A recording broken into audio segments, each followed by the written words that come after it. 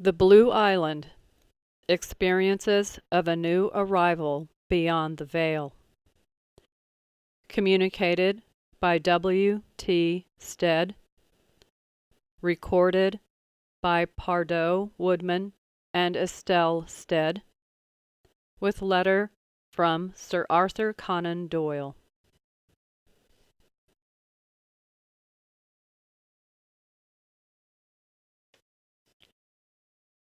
A letter from Sir Arthur Conan Doyle. Dear Miss Stead, I found the narrative most interesting and helpful. I have no means of judging the exact conditions under which it was produced, or how far subconscious influences may have been at work. But on the face of it, speaking as a literary critic, I should say that the clear expression and the happy knack of similes were very characteristic of your father. We have to face the difficulty that the details of these numerous descriptions of the next spheres differ in various manuscripts, but, on the other hand, no one can deny that the resemblances far exceed the differences. We have to remember that the next world is infinitely complex and subdivided. My father's house has many mansions, and that, even in this small world, the accounts of two witnesses would never be the same. If a description were given by an Oxford Don, and also by an Indian peasant, their respective stories of life in this world would vary much more than any two accounts that I have ever read of the world to come.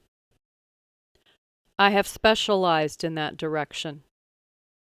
The physical phenomena never interested me much, and I can hardly think that anyone has read more accounts, printed, typed, and written, than I have done, many of them from people who had no idea what the ordinary spiritualist scheme of things might be. In some cases, the mediums were children. Always there emerges the same idea of a world like ours, a world where all our latent capabilities and all our hidden ambitions have free and untrammeled opportunities.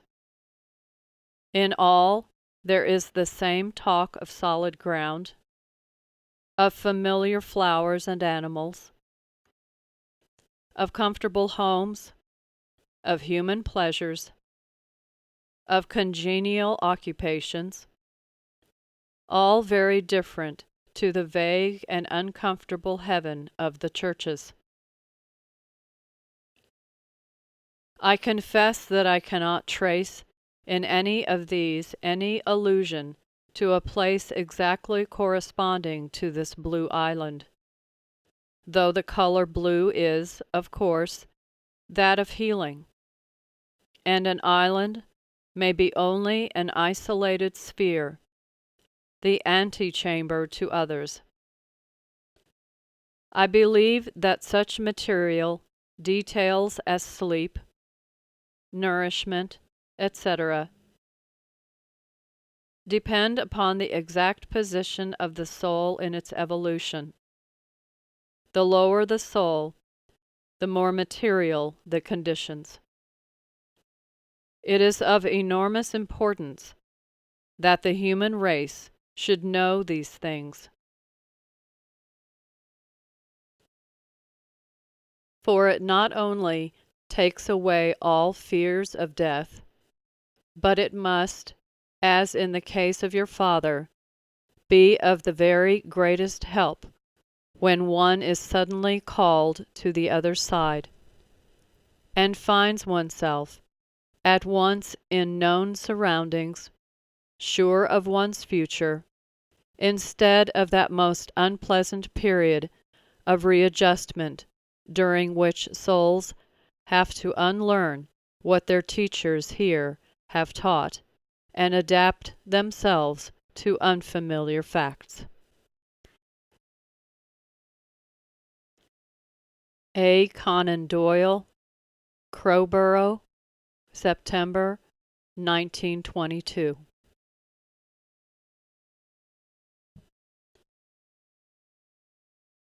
Preface.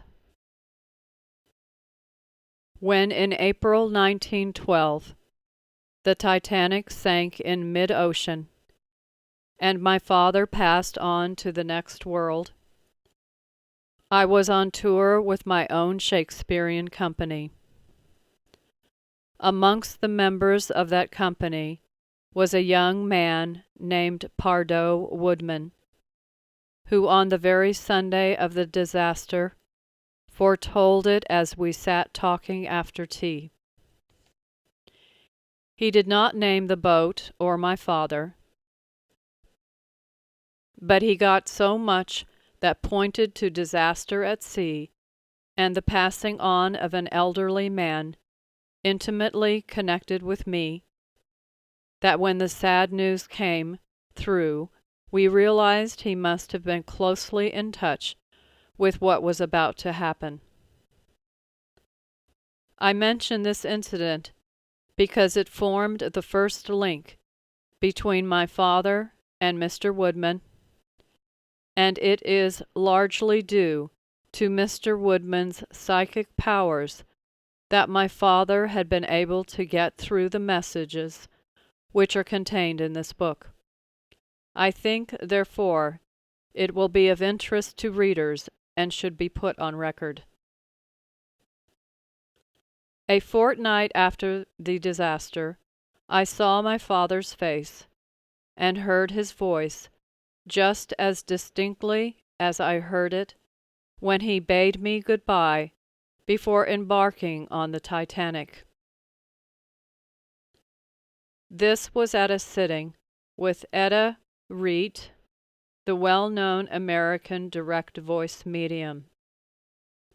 Footnote: passed away at Detroit, Michigan, October 15, 1942.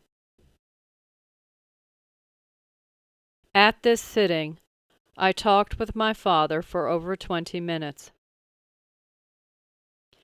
This may seem an amazing assertion to many, but it is a fact vouched for by all those who were present at the sitting. I put it on record at the time in an article published in Nash's magazine, which included the signed testimony of all those present. From that day to this, I have been in constant touch with my father. I have had many talks with him and communications from him containing very definite proofs of his continued presence amongst us. I can truly say that the link between us is even stronger today than in 1912, when he threw off his physical body and passed on to the spirit world. There has never been a feeling of parting, although at first the absence of his physical presence was naturally a source of very great sadness.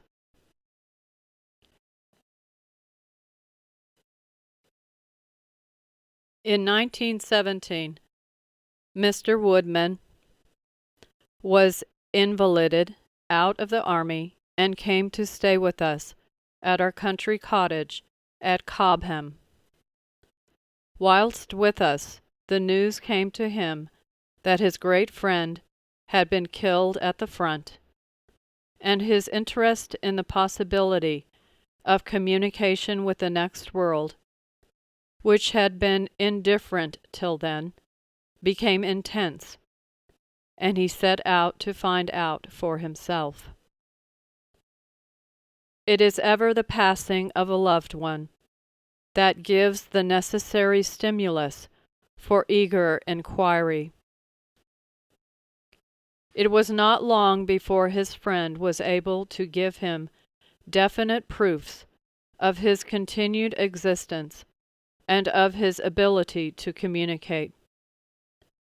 His first proofs were given through Wout Peters and were followed by others through Gladys Osborne Leonard's mediumship and through the mediumship of friends gifted with psychic powers. I was present at that first sitting with Mr. Peters.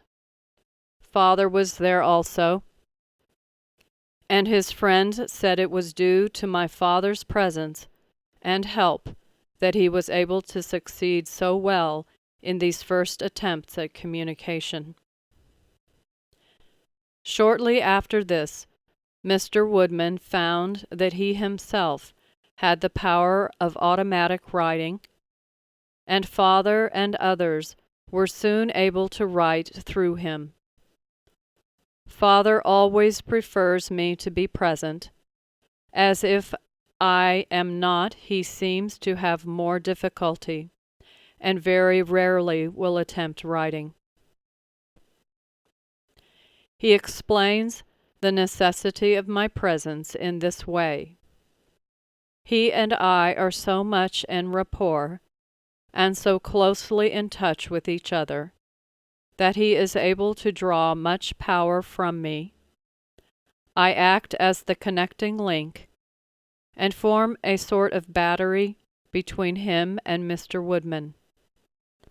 I merely sit passively by whilst Mr. Woodman writes. Certainly I see a light around us, and a strong ray of light concentrating on Mr. Woodman's arm. Sometimes I am able to see Father himself, and always, when he is writing, I feel his presence very distinctly.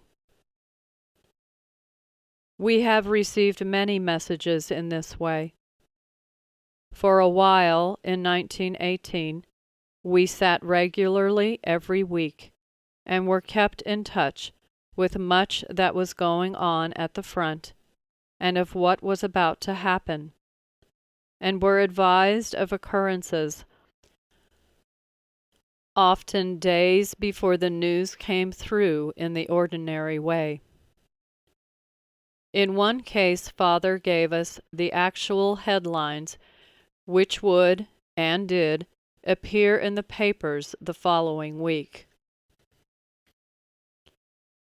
It is interesting and also of importance to note that Mr. Woodman and my father met only once before the passing of the latter.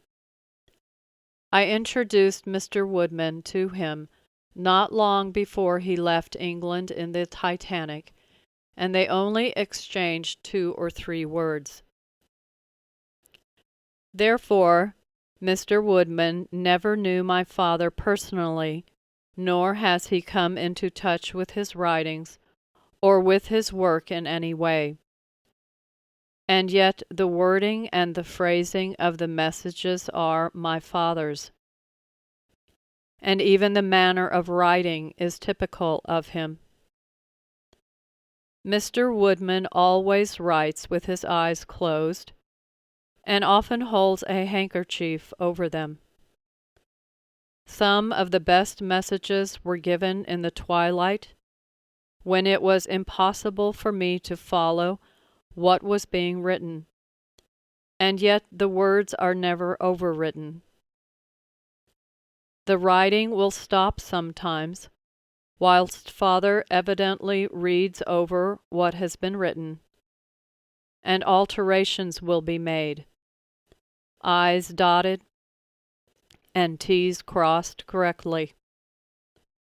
It was a habit of my father's, whilst here, to go back over his copy and cross his T's and dot his I's. This habit was only known to a few, and was certainly absolutely unknown to Mr. Woodman. Father's foreword explains his object in writing this book, so there is no need to dwell on that here.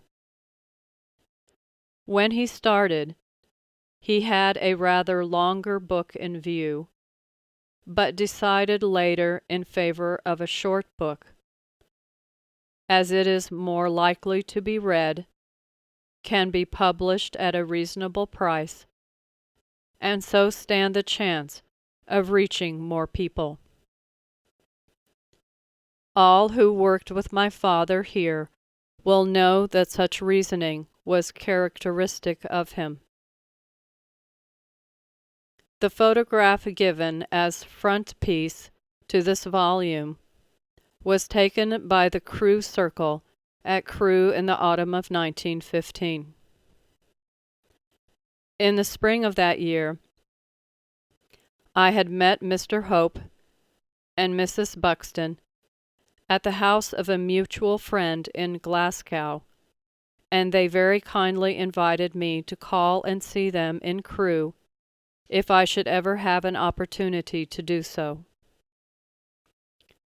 Soon after my return to London, Father asked me to arrange to go to Crewe, as he said he wanted to try to give me his picture on the same plate with mine.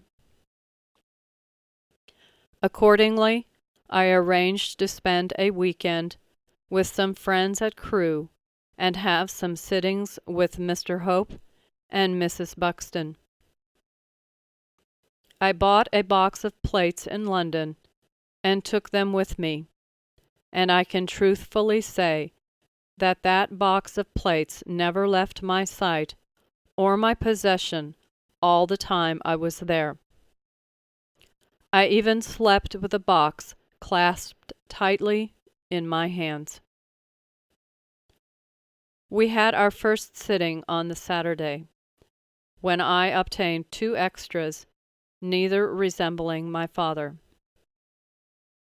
One was of interest, because it was the picture of a lady who had appeared on a plate with my father when he was experimenting with Mr. Borsnell in the 90s. I took my box containing the rest of the plates away with me after the sitting, bought another box of plates in Crewe, and took both boxes with me to the sitting on Sunday. We did not use my first box at all at this sitting, and I kept it all the while just inside my dress. We sat around the table, putting our hands over and under the second box for a few minutes. I then held the box for a minute against Mrs. Buxton's forehead. After this, I was instructed by Mr. Hope's guide to take the box myself into the dark room. Note, the box had not been unsealed or the plates exposed to the light. When in the dark room, I was to unseal the box and take out the 2 bottom plates, taking particular care to note which was the bottom plate, and then to develop both plates. Mr. Hope was to come in with me, but not to touch box or plates. I carried out instructions. I found the bottom plate not even fogged, and on the other plate 2 messages. One from Archdeacon Colley, deploring Father's inability to write. One from Mr. Walker, the father of my host. And in one corner of the plate, a faint outline of my father's face. When I got back to my friends that evening, we had a sitting at which Father expressed his keen disappointment at his failure to give his picture. "It is all my fault," he said. "I am so excited at the idea of getting my picture beside yours, after I have been so-called dead for so many years, that I break the conditions. However, many have promised to help me tomorrow, and if I fail again, we have something else prepared to slip on so that you will not be quite so disappointed." On the following morning, I went for my last sitting. 2 of my own plates were used. On both these are pictures of my father. One is reproduced in this book. The other is a large face of father, which completely covers me. Now, having, I hope, given a little idea as to how these messages were obtained, and our reasons for feeling that they do indeed come from my father, I am content to let the Blue Island do the rest. I am sure it will interest many, and if it awakens some to a truer realization of what is to come, and makes them seek for further definite proofs to themselves, then the 3 chiefly concerned in giving these messages to the public, my father, Mr. Woodman, and myself, will be amply satisfied. Estelle W. Stead, September 1922. Foreword by William T. Stead. There is great trepidation on the part of all the uninitiated when first coming into contact with the occult, psychic, or unknown forces. In many of life's mysteries, there is much pleasure to be had in probing the secret, and the mystery is in itself an incentive to search and to inquire, to overcome the unknown, and to gain knowledge on subjects not previously known or proven. This, however, does not seem to apply when dealing with the mysteries surrounding the afterlife. There is always a fear of something, frequently personal, but sometimes fear of harming the individual known and loved on earth. In itself, that is a good sign. It argues unselfishness, and consequently, the individual who holds off for that reason deserves enlightenment. If he is sufficiently advanced to seek, he will get enlightenment together with great help. Again, there are those who, imbued with theosophical ideas, fear to come in contact with what is to their minds the shell of a former loved one, and those who fear through ignorance due to an underdeveloped and somewhat uneducated mentality.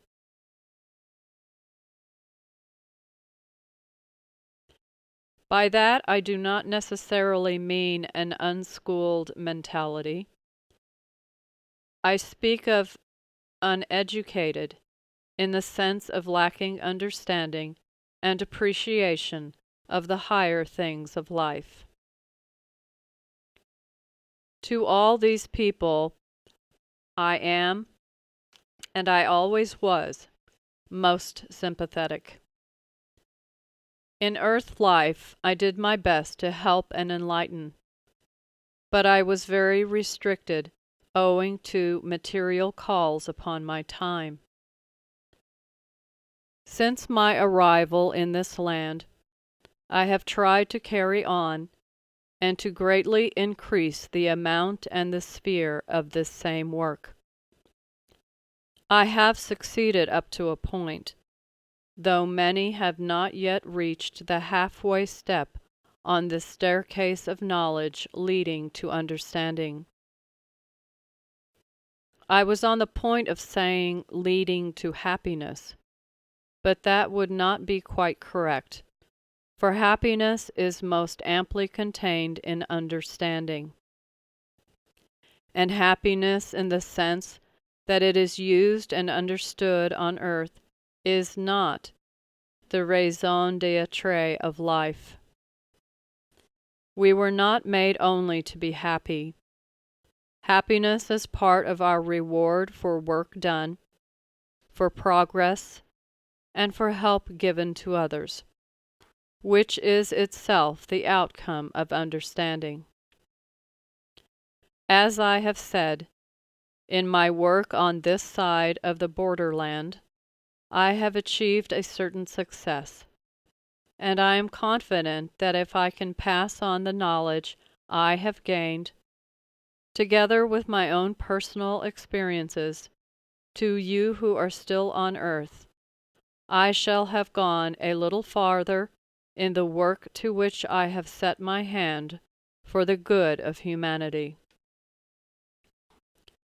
What I have to tell will be of interest to many, and will be useless to many more. But I am going to tell of things which each one of my readers can, up to a point, test for himself.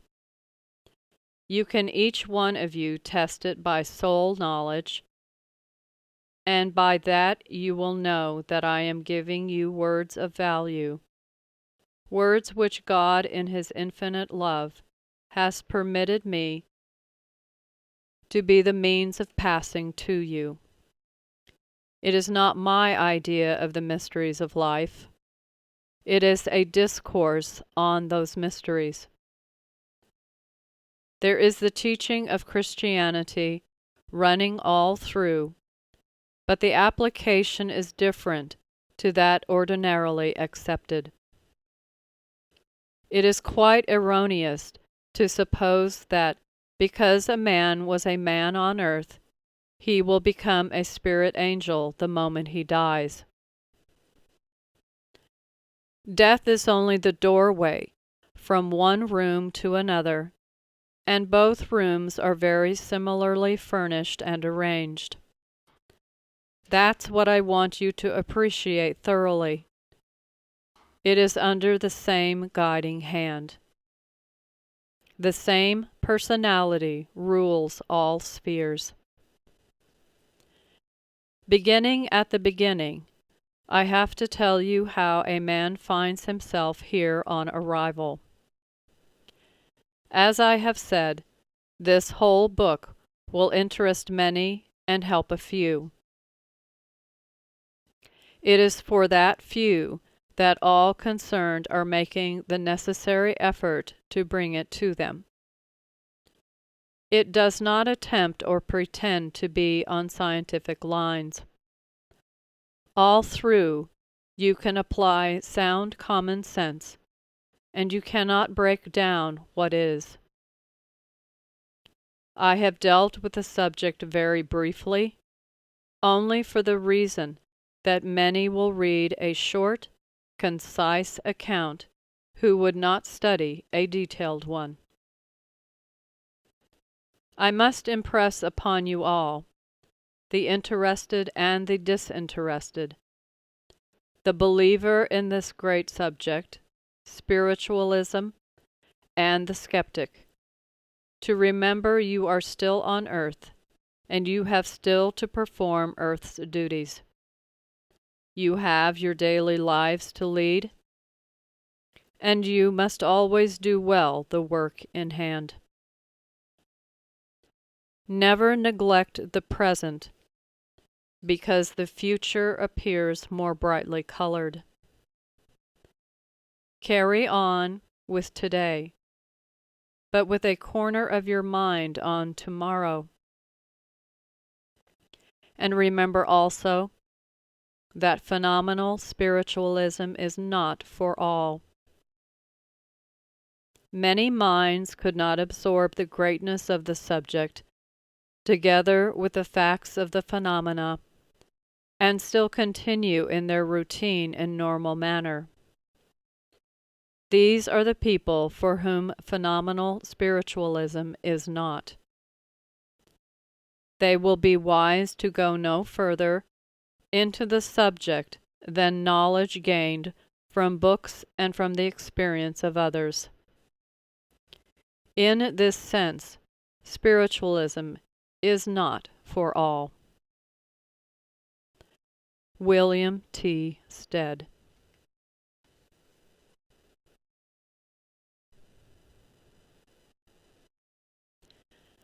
The Blue Island. Experience of a New Arrival Beyond the Veil.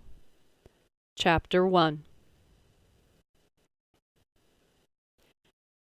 Many years ago, I was attracted by an article on the subject of spirit communication, and after reading it carefully several times, I was forced to admit its soundness.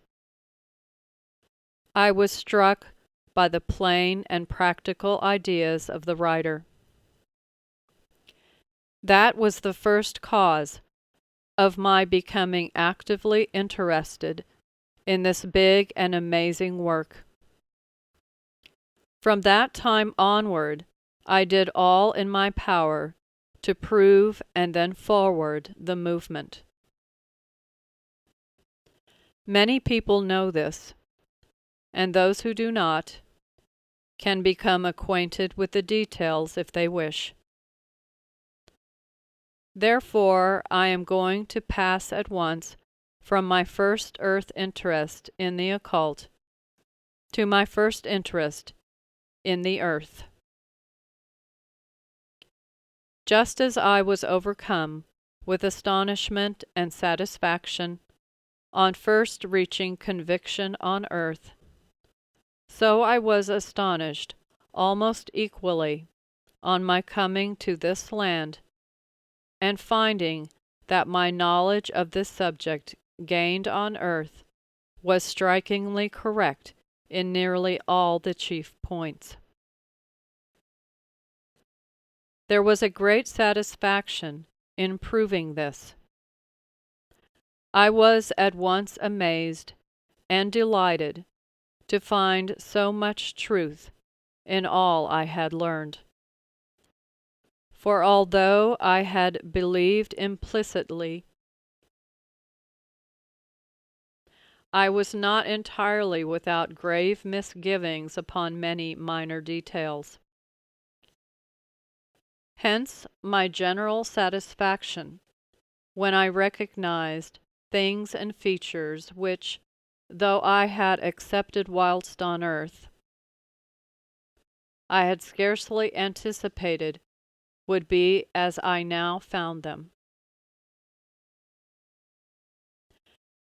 This must sound somewhat contradictory, but I want you to understand that my earthly misgivings were based on the fear that perhaps the spirit world had a formula of its own which was quite different to our earth mentality, and that, therefore, the many points were transmitted to us in such a form and in such expression as we on earth would be able to grasp and appreciate, and were not in themselves the precise descriptions, owing to the limitations of earth word expression.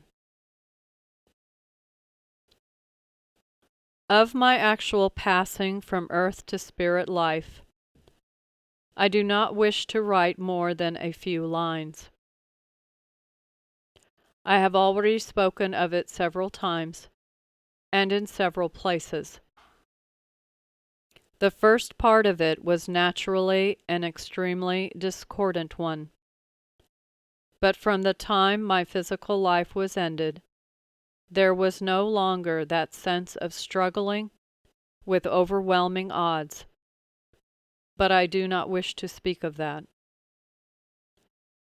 My first surprise came when I now understand that to your way of thinking I was then dead. I found I was in a position to help people. From being in dire straits myself to being able to lend a hand to others was such a sudden transition that I was frankly and blankly surprised. I was so taken aback that I did not consider the why and the wherefore at all. I was suddenly able to help. I knew not how or why, and did not attempt to inquire. There was no analysis then. That came a little later. I was also surprised to find a number of friends with me, people I knew had passed over years before. That was the first cause of my realizing the change had taken place. I knew it suddenly and was a trifle alarmed. Practically instantaneously, I found myself looking for myself. Just a moment of agitation, momentary only, and then the full and glorious realization that all I had learned was true. Oh, how badly I needed a telephone at that moment. I felt I could give the papers some headlines for that evening. That was my first realization. Then came a helplessness, a reaction, a thought of all my own at home. They didn't know yet. What would they think of me? Here was I, with my telephone out of working order for the present. I was still so near the earth that I could see everything going on there. Where I was, I could see the wrecked ship, the people, the whole scene, and that seemed to pull me into action. I could help. And so, in a few seconds, though I am now taking a long time to tell you, it was only a few seconds really, I found myself changed from the helpless state to one of action. Helpful, not helpless, was helpful, too, I think. I pass a little now. The end came, and it was all finished with. It was like waiting for a liner to sail. We waited until all were aboard. I mean, we waited until the disaster was complete. The saved, saved. The dead, alive. Then in one whole we moved our scene. It was a strange method of traveling for us all, and we were a strange crew, bound for we knew not where. The whole scene was indescribably pathetic.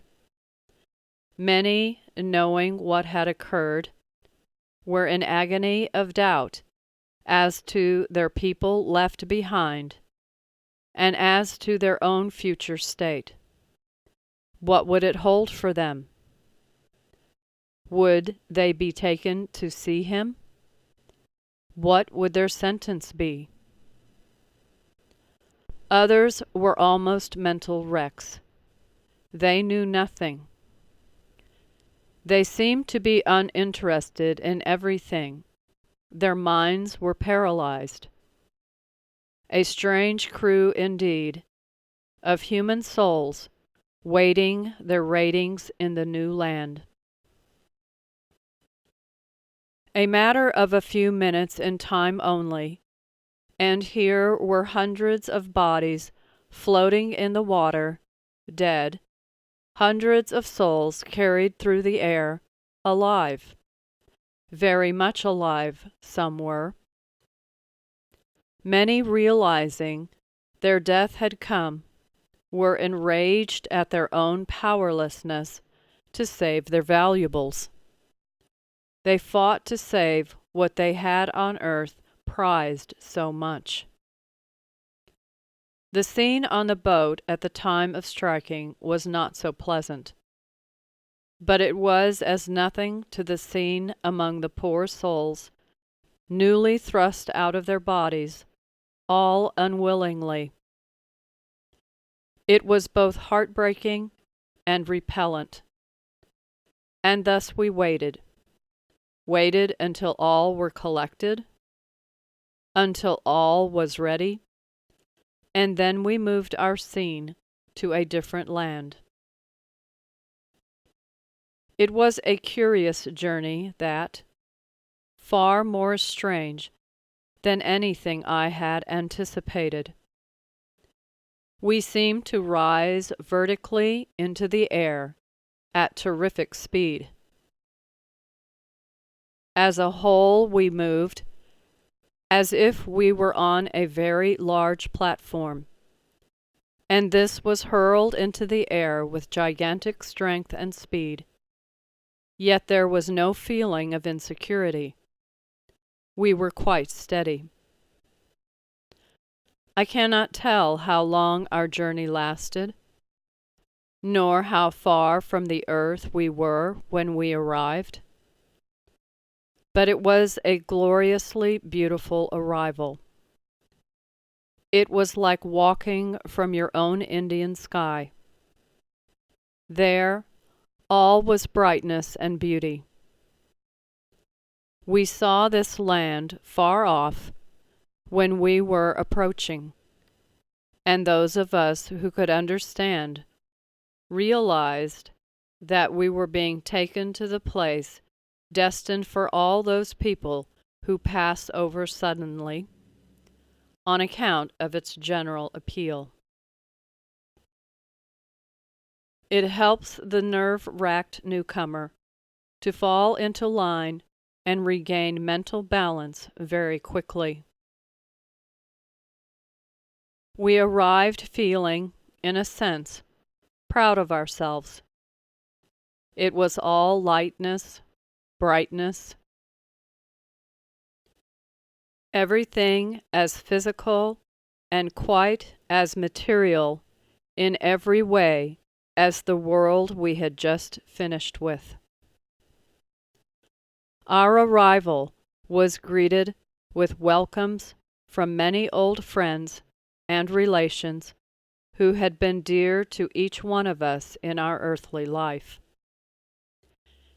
And having arrived, we people who had come over from that ill-fated ship-parted company, we were free agents again, though each one of us was in the company of some personal friends who had been over here a long while.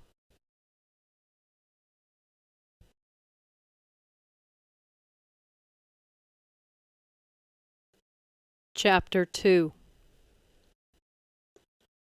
I have told you a little about the journey and arrival, and I want now to tell you my first impression and a few experiences. I must begin by saying I do not know how long after the collision these experiences took place. It seemed to be a continuation without any break, but I cannot be certain that this was so. I found myself in company with two old friends, one of them my father. He came to be with me, to help and generally show me around. It was like nothing else so much as merely arriving in a foreign country and having a chum to go around with. That was the principal sensation.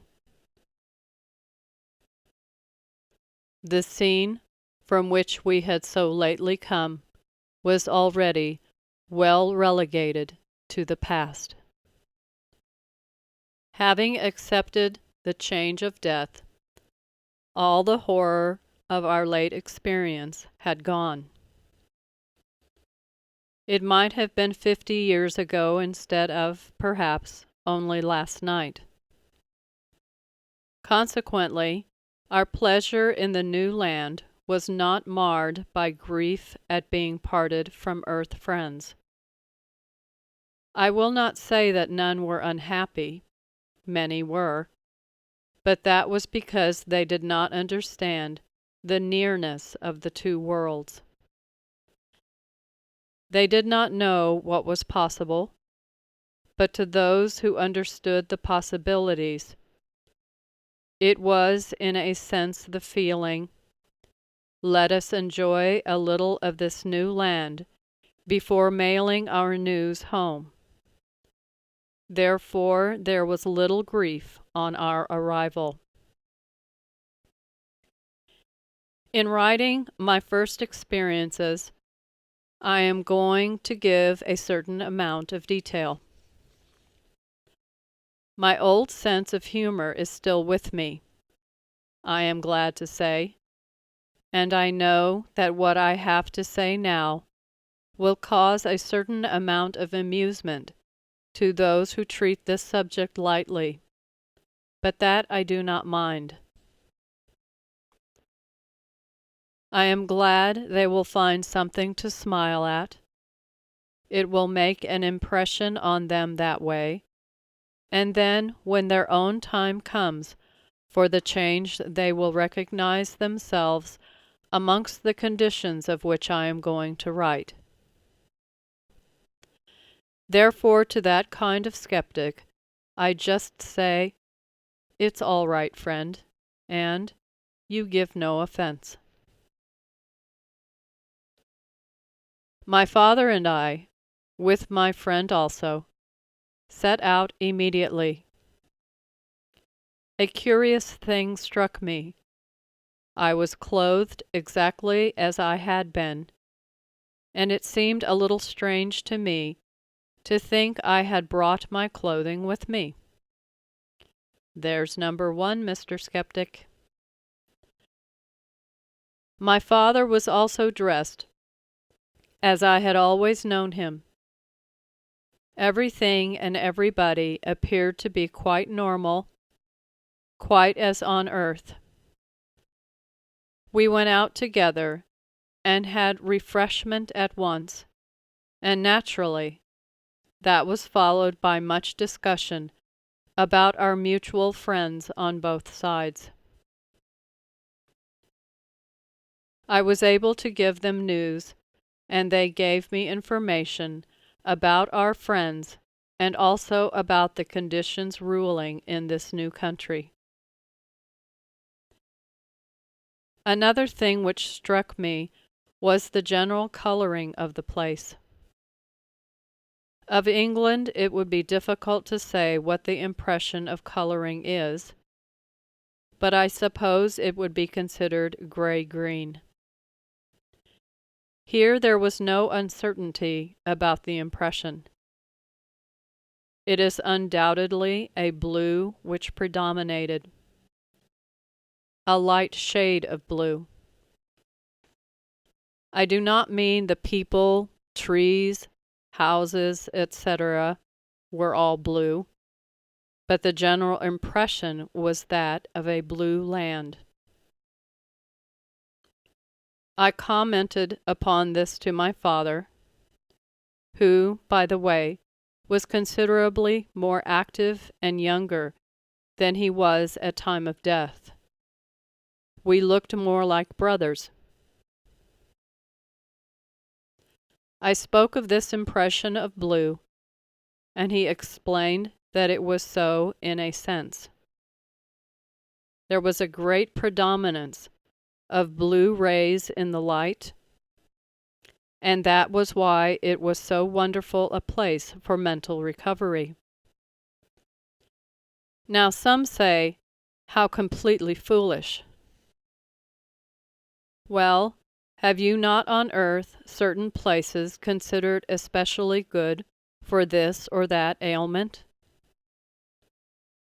then bring common sense to bear and realize that the next step after death is only a very little one. You do not go from indifferent manhood to perfect godliness. It is not like that. It is all progress and evolution, and as with people, so with lands. The next world is only a complement of your present one. We were a quaint population in that country. There were people of all conditions, of all colors, all races, and all sizes. All went about freely together.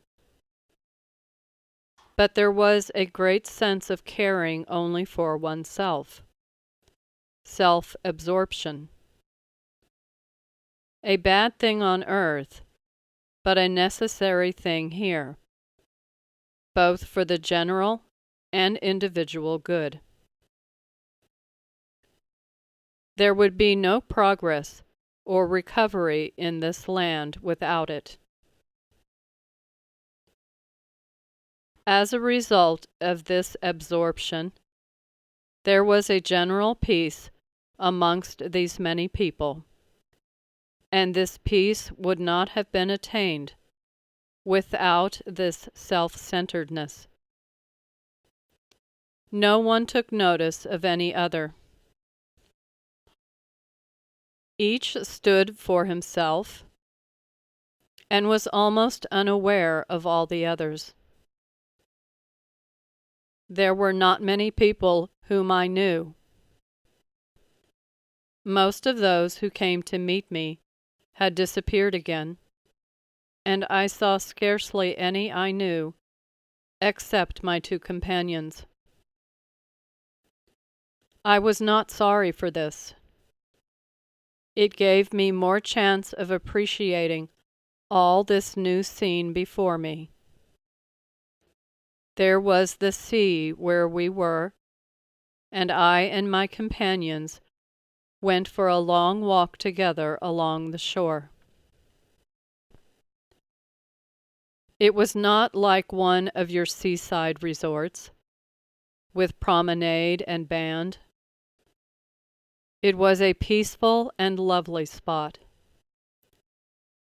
There were some very big buildings on our right, and on our left was the sea.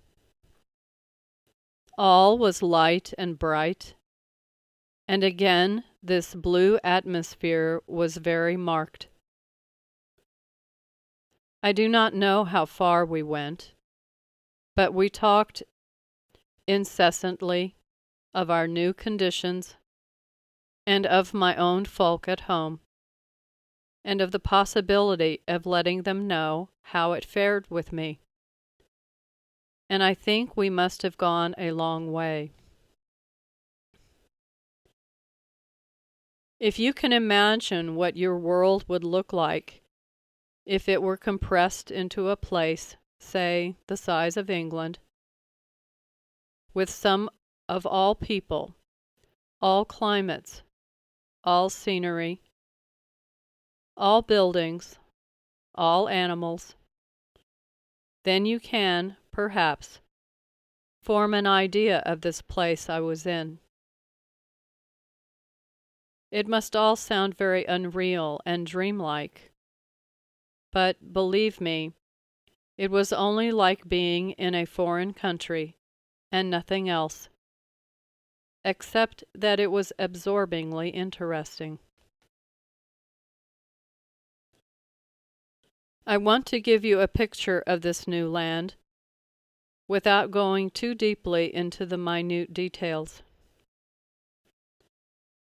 We arrived at length at a huge building, circular and with a great dome. Its general appearance was of a dome only, on legs. I mean, a great dome supported on vast columns circular and very big. This again, in the interior, was an amazingly lovely blue. It was not a fantastic structure in any way. It was just a beautiful building, as you have on earth. Do not imagine anything fairy-like. It was not. This blue was again very predominant, and it gave me a feeling of energy. I wanted immediately to write. I would like to have been a poet at that moment, but as it was, I just wanted to express myself with pen and ink. We stayed there some time, and had refreshment very similar, it seemed me, to what I had always known, only there was no flesh food. Everything appeared quite normal there, too, and the absence of some things which would on earth have been present was not noticed.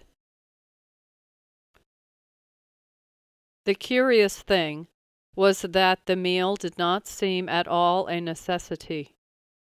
It was there, and we all partook of it lightly, but it was more from habit than need. I seemed to draw much more strength and energy out of the atmosphere itself. This I attributed to the color and air. It was while we were in this place that my father explained the reason and work of the different buildings I had noted on our walk together.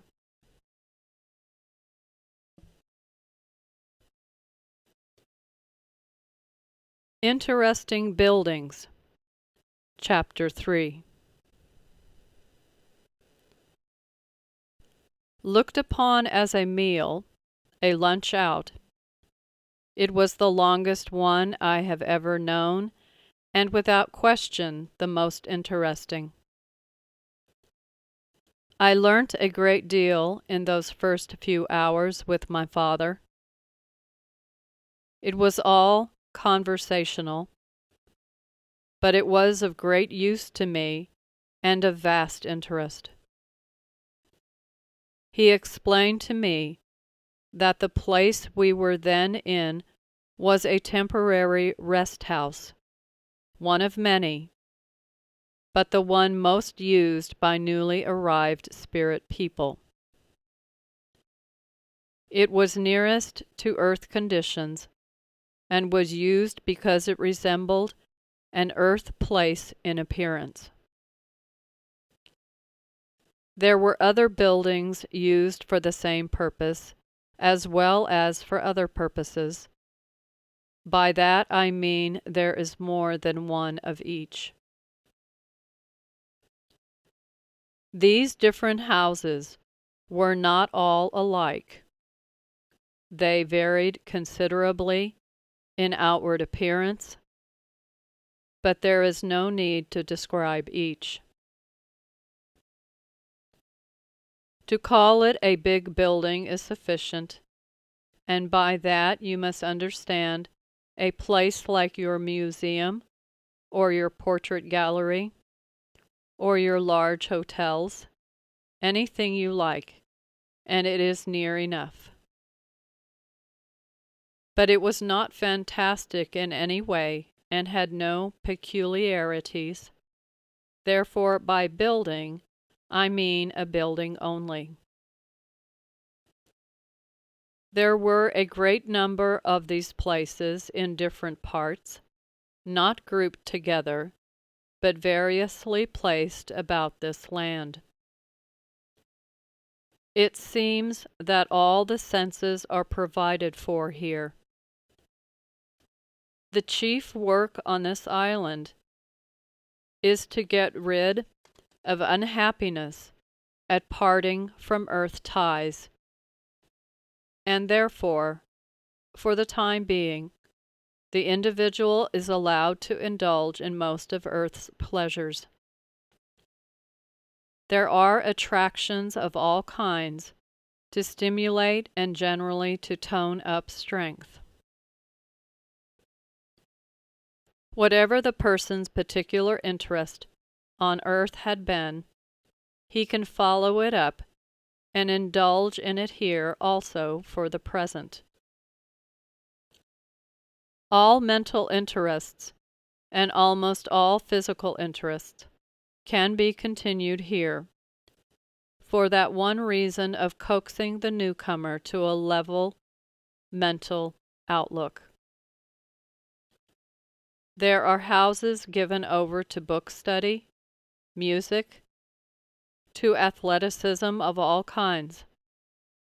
Every kind of physical game can be practiced. You can ride on horseback. You can swim in the sea. You can have all and any kind of sport which does not involve the taking of life. In a minor degree, that can be had too, but not in reality. That is only a make-believe. From this you will understand that particular buildings are given over to their own kind of work. The man who has spent his life in games, heart and soul, would be disconsolate without them here. He can have them and enjoy them to the full, but he will find that after a time the desire is not so keen, and he will turn to other interests automatically, though gradually, and it may be that he will never entirely abandon his games, but the desire will be less absorbing. On the other hand, the man who used his life for, say, music for instance, will find his desire, his interest, and his ability increasing by leaps and bounds, because music belongs to this land. He will find that by spending much time in one of the music houses, as he will if his life is music, his knowledge and ability are amazingly increased. Then there is the bookworm. He, too, finds intense satisfaction in his new-found facilities. Knowledge is unlimited. Works of priceless value, lost upon earth, are in existence here. He is provided for. The keen business man on earth, whose only interest is in making his business successful, will also find scope for his ability. He will come in contact with the house of organization, and he will find himself linked up with work transcending in interest anything that he could have imagined for himself whilst upon earth. Now all this is done for a reason. Every one is provided for. On arriving here, there is often much grief. Grief that is sometimes incapacitating, and no movement forward can be made until the individual wishes it for himself. Progress cannot be forced upon him. Thus, in the scheme of creation, the blessed Creator has devised this wonderful means of appealing to the main interest on earth of each one. Every one comes in touch with the chief longing of earth life, and is given opportunity to indulge in it, and thus progress is assured. In all things there are purely and solely of the earth life, and is given opportunity to indulge in it, and thus progress is assured. In all things that are purely and solely of the earth, the interest flags after a little time. A reaction, a gradual process. Nothing is dramatic here, and the person passes from this to another interest, which on earth would be called a mental one. Those whose interests have been in this mind category will continue and enlarge the scope of their work, and will progress along the same lines. The others change. Whilst in this blue island, each one is very much in touch with the conditions left behind. At first there is nothing done but what is both helpful and comforting. Later, there is a refining process to be gone through. At first it is possible to be closely in touch with the home left behind, but after a little time, there is a reaction from this desire to be so close to earth, and when that sets in, the process of eliminating earth and flesh instincts begins. In each case, this takes a different course, a different length of time.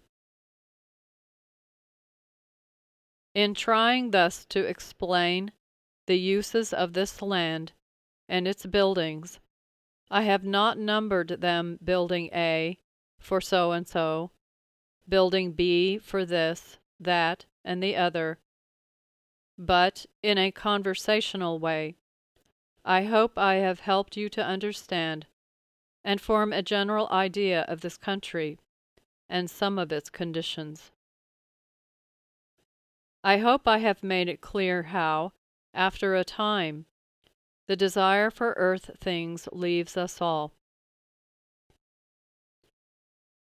It may be a short or long time, according to the disposition of the person concerned. Take the athlete.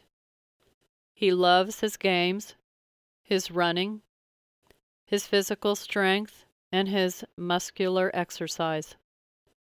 Well, he will love it here as much. He will love it here more, because he will find an added pleasure in feeling no fatigue, a sharpened enjoyment altogether. But after a time, his appreciation of all this will change.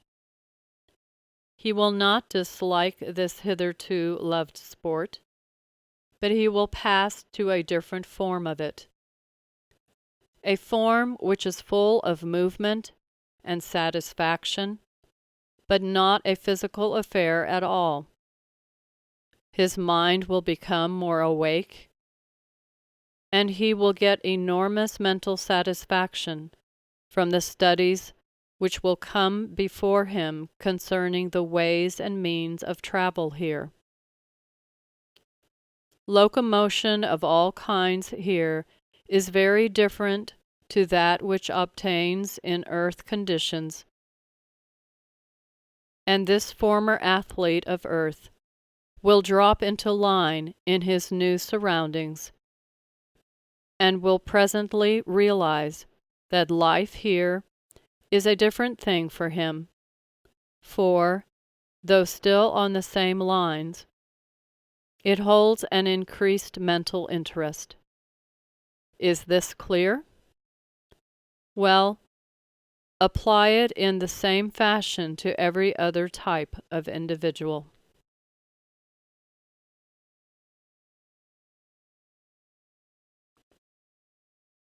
Life on the Island, Chapter 4. Having given you a little idea of this land and its appearance, I want to tell you about the life of the people here, so that you can form a mental picture in completeness. It is only natural that many should say, "What are they all doing?" Now, this is a very broad question to answer, and to help you to see how big a thing I am dealing with in thus attempting to give my story of the next life, I must put a simple question to you. I want you to try to imagine you have not been living on earth, and that, knowing nothing of earth life, you have suddenly been landed by an airship in the busiest part of the city of London, with all its traffic and its people.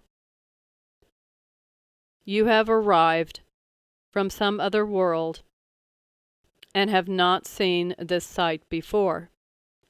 You will exclaim, "How strange! What are they all doing?" Well, could you answer that question easily? It would not mean much to you to be told they are going about their own individual business. One man bakes bread, another sweeps the streets, another drives a cart, and another sits in an office and runs a business. All that would leave you none the wiser. These are facts, and yet you would not understand them. You could not comprehend them. That is my difficulty in trying to make you understand, in a satisfactory way, the life of this blue isle. I have to consider how to explain it. It is no use my telling you that one person sits by the sea all the time, weeping because of her parting from her lover, and another is in a mental stupor for drink, and another still thinks he is ringing the bells of his local chapel on Sunday, etc., etc. That is not the life. Those are only bits of it, atoms of the whole. I do not want to particularize. I want to generalize with some detail.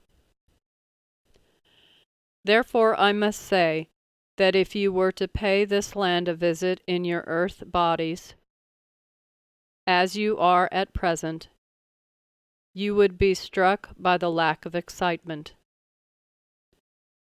You would think it all so like earth. That is what you would say to people on your return. Oh, it's so much like our life here, only there are such a lot of different races of mankind there. Everyday life for the individual is strikingly like the everyday life he's always been used to. At first he takes a great deal of rest, having the earth habit of sleep, and it is a necessity. He needs sleep here, too, for the present. We have no night as you have, but he sleeps and rests just the same. He has his interests in visiting different parts, in exploring the land and its buildings, and in studying its animal and vegetable life. He has friends to seek out and to see. He has his pastimes to indulge. He has his newfound desire for knowledge to feed. The routine of a day here is similar to the routine of a day on earth.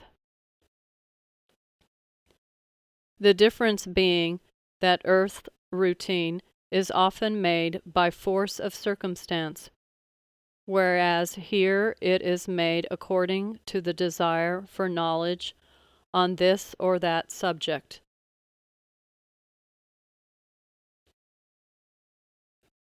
In clothing, we are all practically as on earth. And as there are so many races here, you can well understand the general appearance of this land is most unusual, and in an odd way particularly interesting and amusing, also instructive. I think I have said that in general appearance we all are as we all were. We are only a very little way from earth, and consequently, up to this time, we have not thrown off earth ideas. We have gained some new ones, but have as yet discarded few or none. The process of discarding is a gradual one. As we live here, we gain knowledge of many kinds, and come to find so many things, hitherto thought essential, not only of no importance, but something of a bore, a nuisance, and that is how we grow to a state of dropping all earth habits. We get to the state of not desiring a smoke, not because we can't have it, or think it's not right, but because the desire for it is not there. As with a smoke, so with food, so with many a dozen things. We are just as satisfied without them. We do not miss them. If we did, we should have them, and we do have them until the desire is no longer there. At first, there is practical freedom of thought and action, and there are only certain limitations imposed, not by rule, but by conditions. Beyond these limitations, there is absolute freedom. After a time, when the spirit has advanced to the point of desiring knowledge and enlightenment, he will be drawn like a piece of steel to a magnet, into contact with this or that house of organization, dealing with the subject on which he desires knowledge. From this time of coming into touch with this house, the spirit will be, as it were, at school. He will perforce have to attend this house for instruction. He will spend a good deal of his time there learning, and when finished with one house, will pass to another. But it is not compulsory information. It is craved for information, and nothing is given until asked for. You are not forced to acquire anything. You are more than ever free agents. That is why on earth it is so essential to control your bodies by your minds, and not the reverse. When you come here, your mind is all-powerful, and everything depends, for your own degree of happiness here, upon the kind of mind you bring with you. The presence or absence of contentment is entirely due to the earth life you have led, the character formed, opportunities taken and lost, the motive of and for your actions, the help given, the manner of use of help received, your mental outlook, and your use and abuse of flesh power. To sum all these up, it is the quality of mind control over body versus body over mind. Mind matters and body matters. It is in your keeping entirely, and is in whatever state you have made it by your life. On your arrival here, the degree of your happiness will be determined automatically by the demands of your mind. When you are inclined to ask, "What are they all doing there?"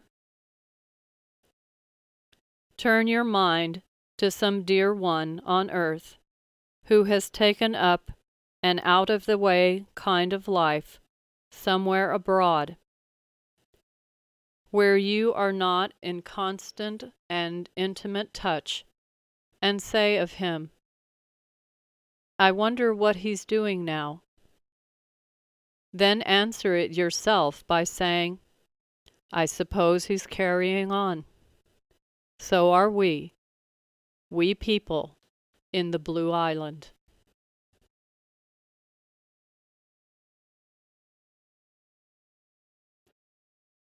Intimate Life, Chapter 5. There is a good deal of reasoning and argument as to why in earth life we should do or not do this or that, why we should refrain from many of the delights of everyday life, and why we should go straight. People say it is handicapping in their business or their profession to have to observe these nice points.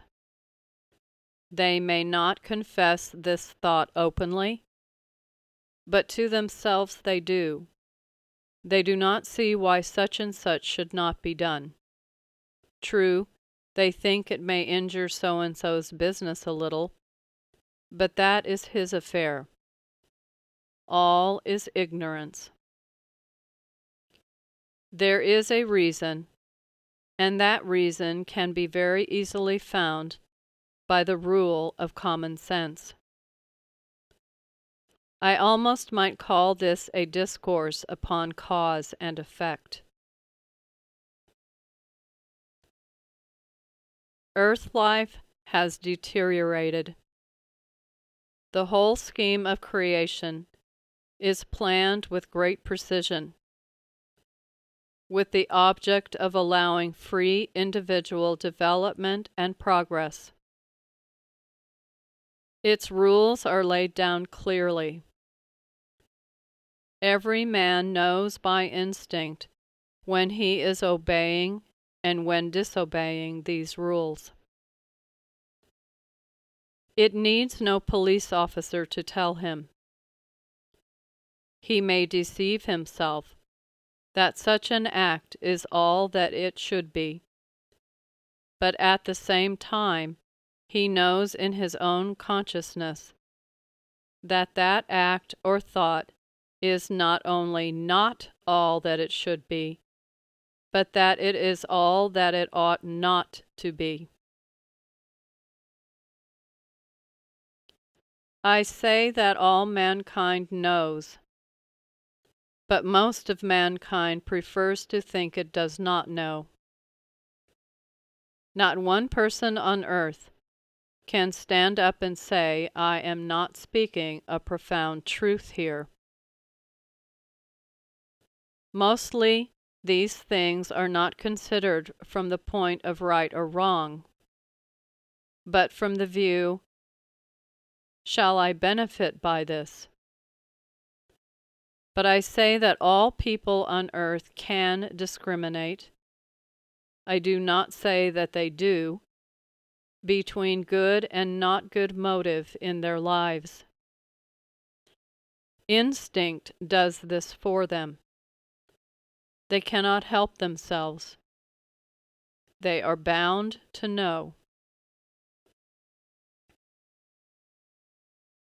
The trouble is that the vast majority, by force of habit, the desire for business gain, or social gain, or any kind of gain, but always a gain for itself, has ceased to consider the quality of its actions and thinks only of the first result.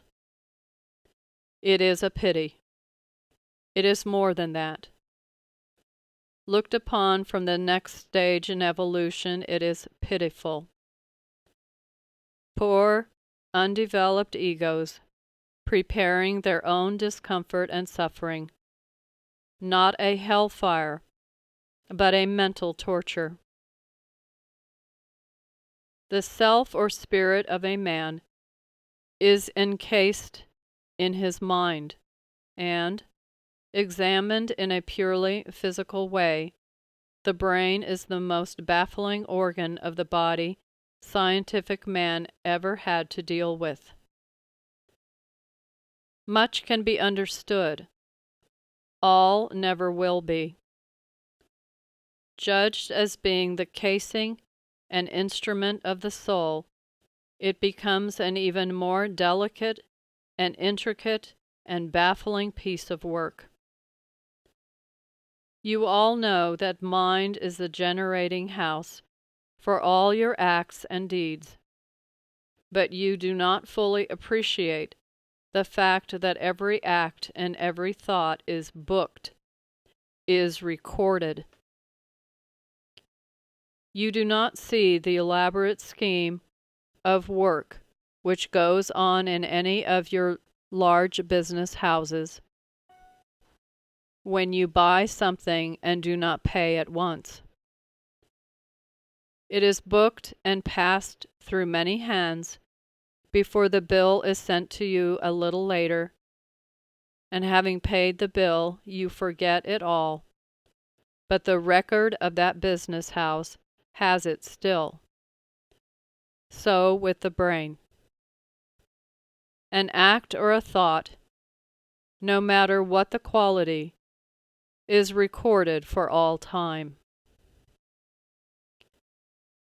Settling will come after life, and when paid, the book is finished with and troubles no more, though the record is still there.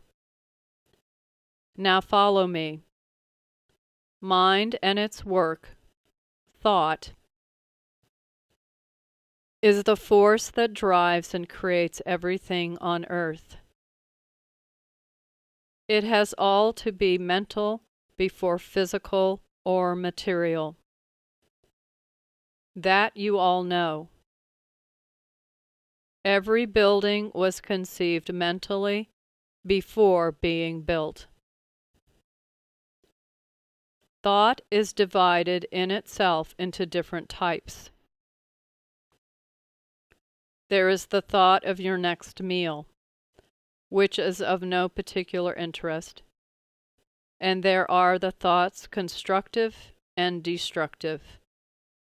These are important. There are the purely personal thoughts,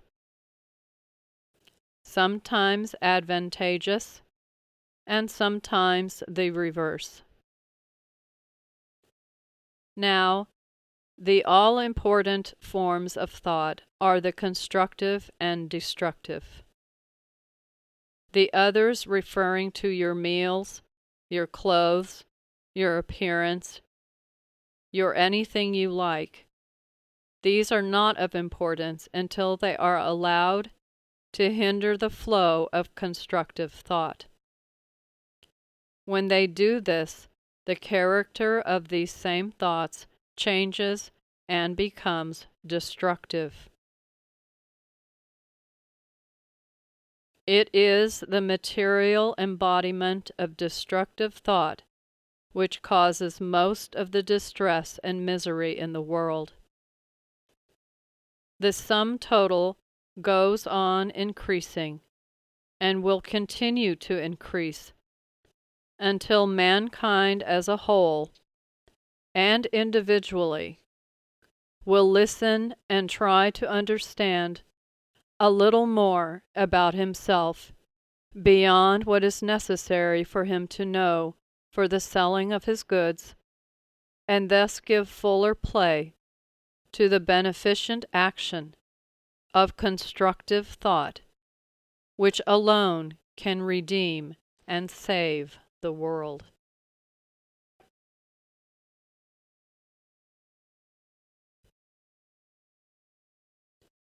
More about intimate life. Chapter 6. To a great extent, the individual hardships of earth life are directly due to wrong thinking. I am fully aware that people are placed in many different positions right from birth. Some inherit unhappiness and difficulty from their parents, and their lot in life is harder, and their pleasures are less than in the lives of those who are born in better conditions.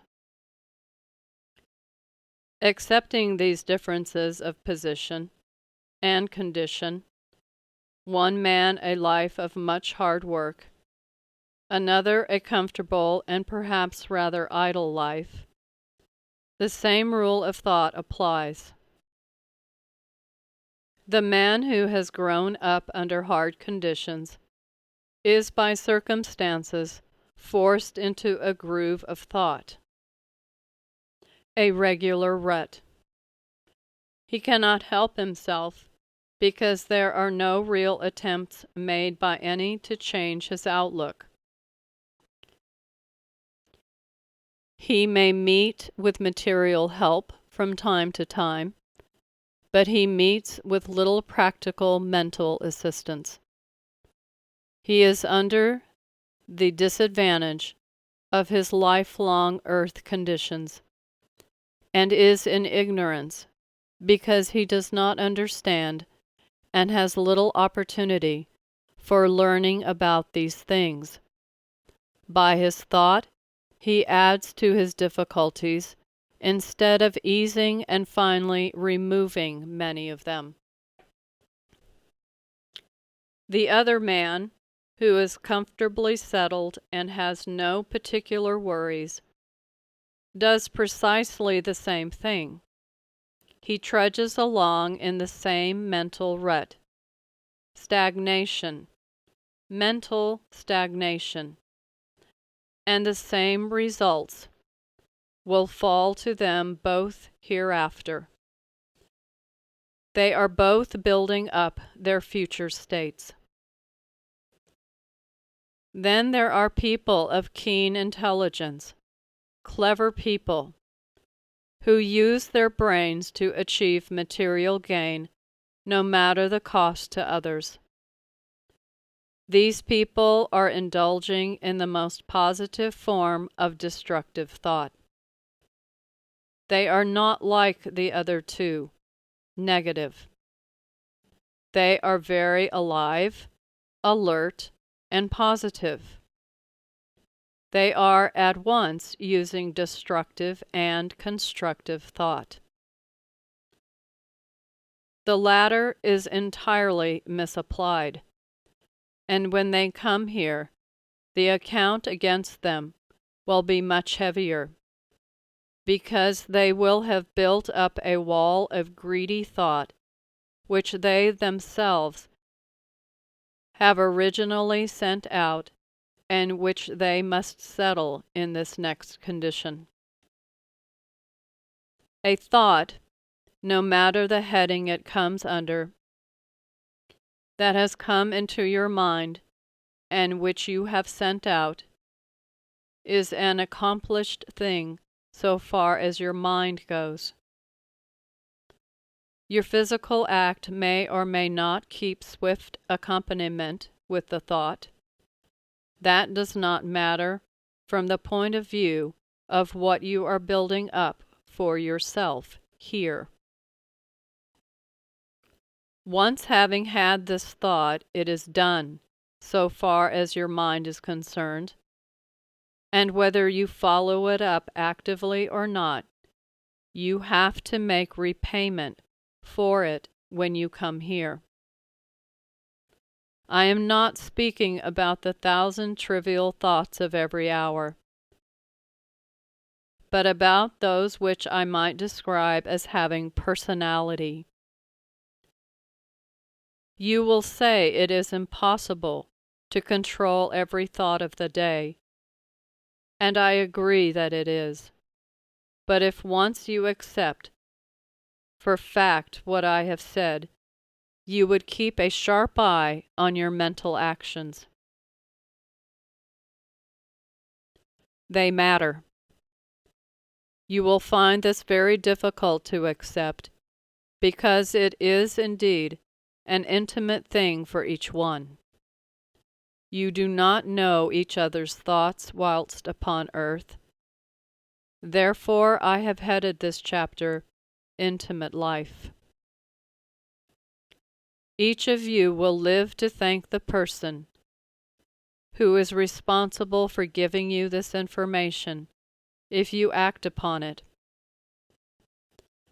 And those of you who hear and know but do not act upon the knowledge will have one day to cast reproaches upon yourselves for this failure. To realize oneself that one has failed is far more bitter than the consciousness that others know it. Think upon this and reason a little with your own inner self.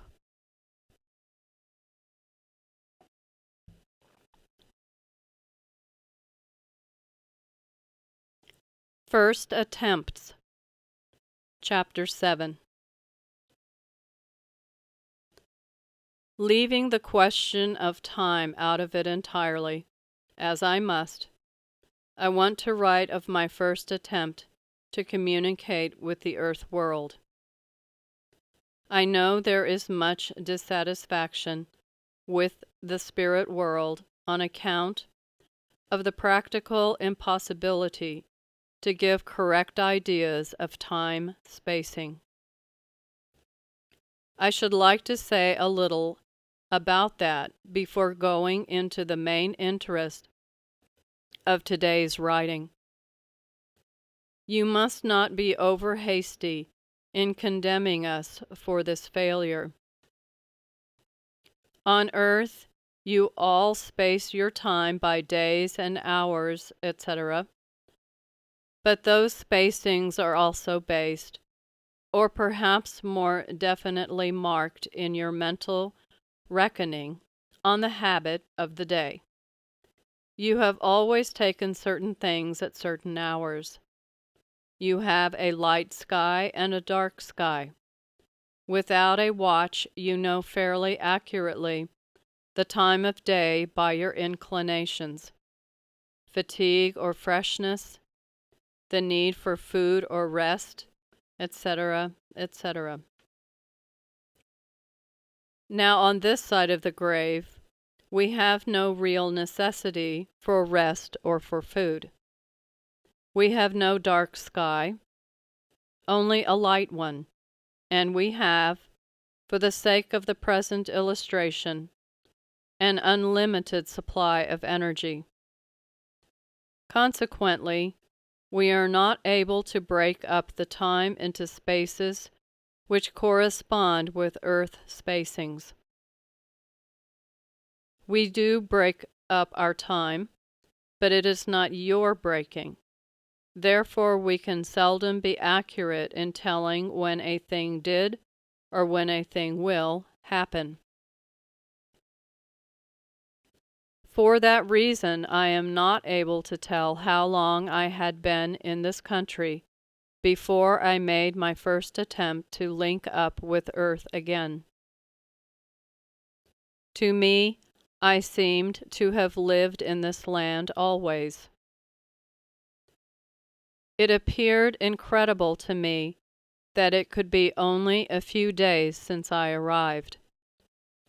I had not forgotten my family or my friends, but I felt particularly happy about them. I cannot think why, except that finding my earth knowledge so very correct, I gathered strength in feeling that they too would understand everything was quite well with me, and that this little delay in writing was natural, considering the new country I had come to.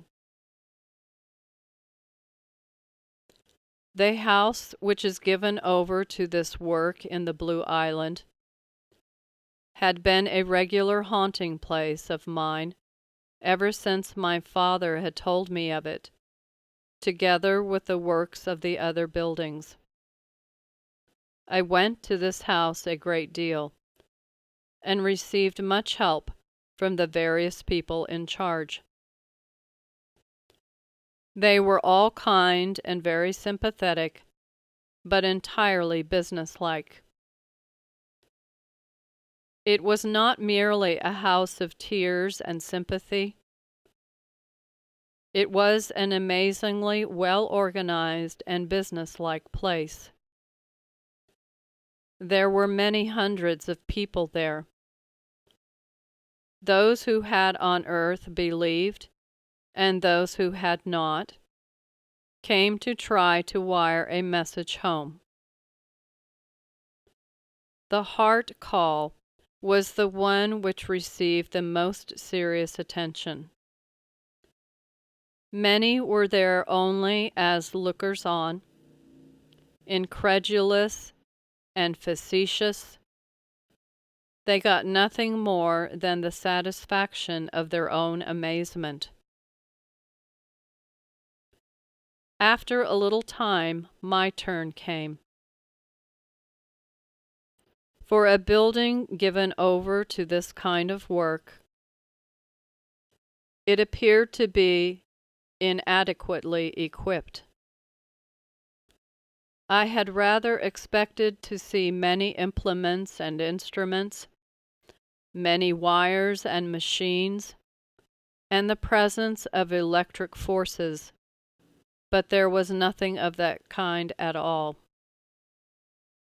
It was all and only the human element. I had a long conversation with a man there, a man obviously of some importance, though I cannot say he looked like an angel. He appeared quite as mundane as myself.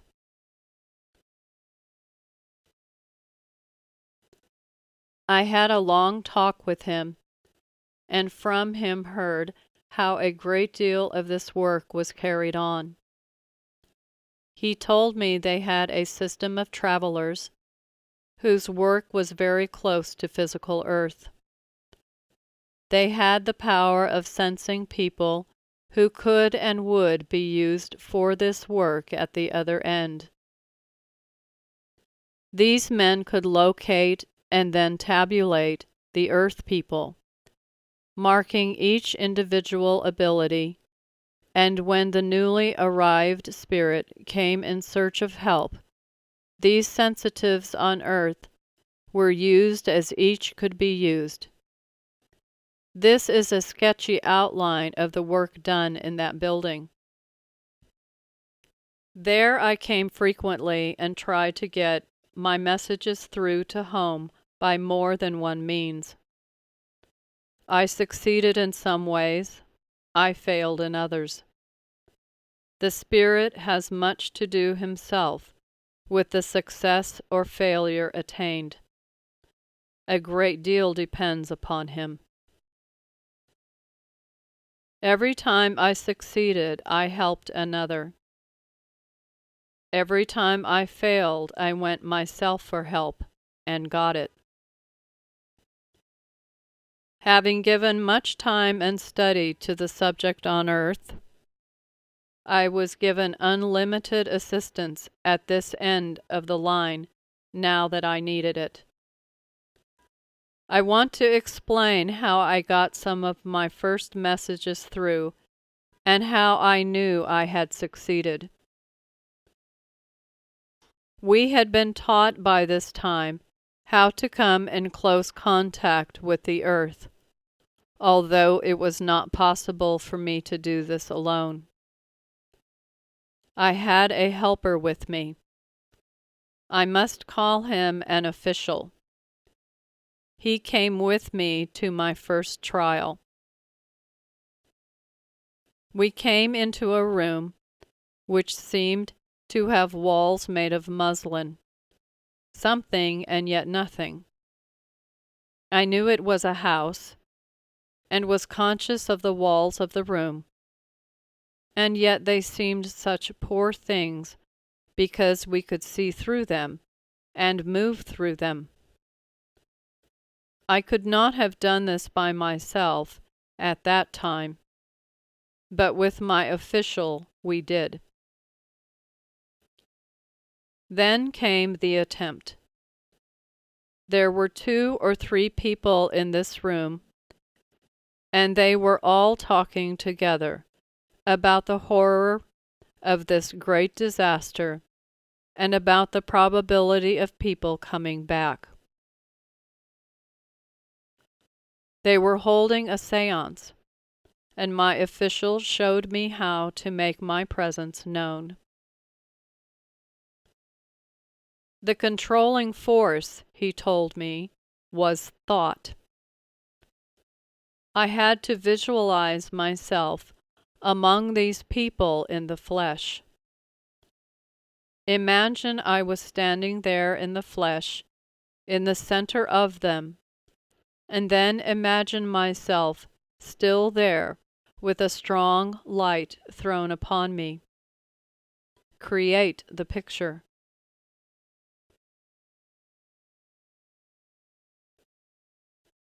Hold the visualization very deliberately and in detail, and keep it fixed upon my mind, that at that moment I was there, and that they were conscious of it. I failed, of course, at first, but I know that after a few attempts I succeeded, and those people did actually see me. My face only, but that was because in my picture I had seen myself only as a face. I imagined the part they would recognize me by.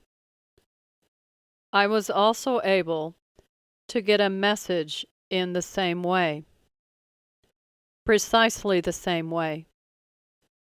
I stood by the most sensitive present and spoke and concentrated my mind on a short sentence, and repeated it with much emphasis and deliberation until I could hear part of it spoken by this person. I knew that at last I had succeeded,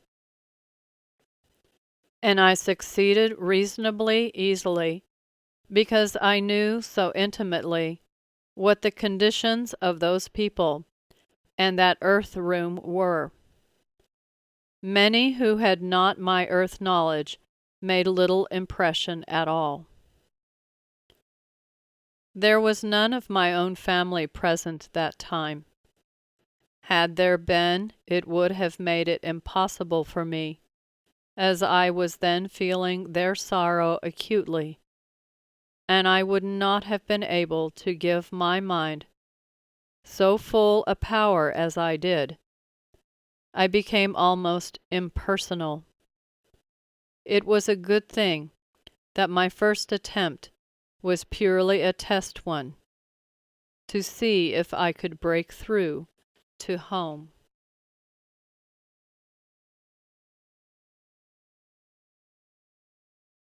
Reality of Thought Communication. Chapter 8.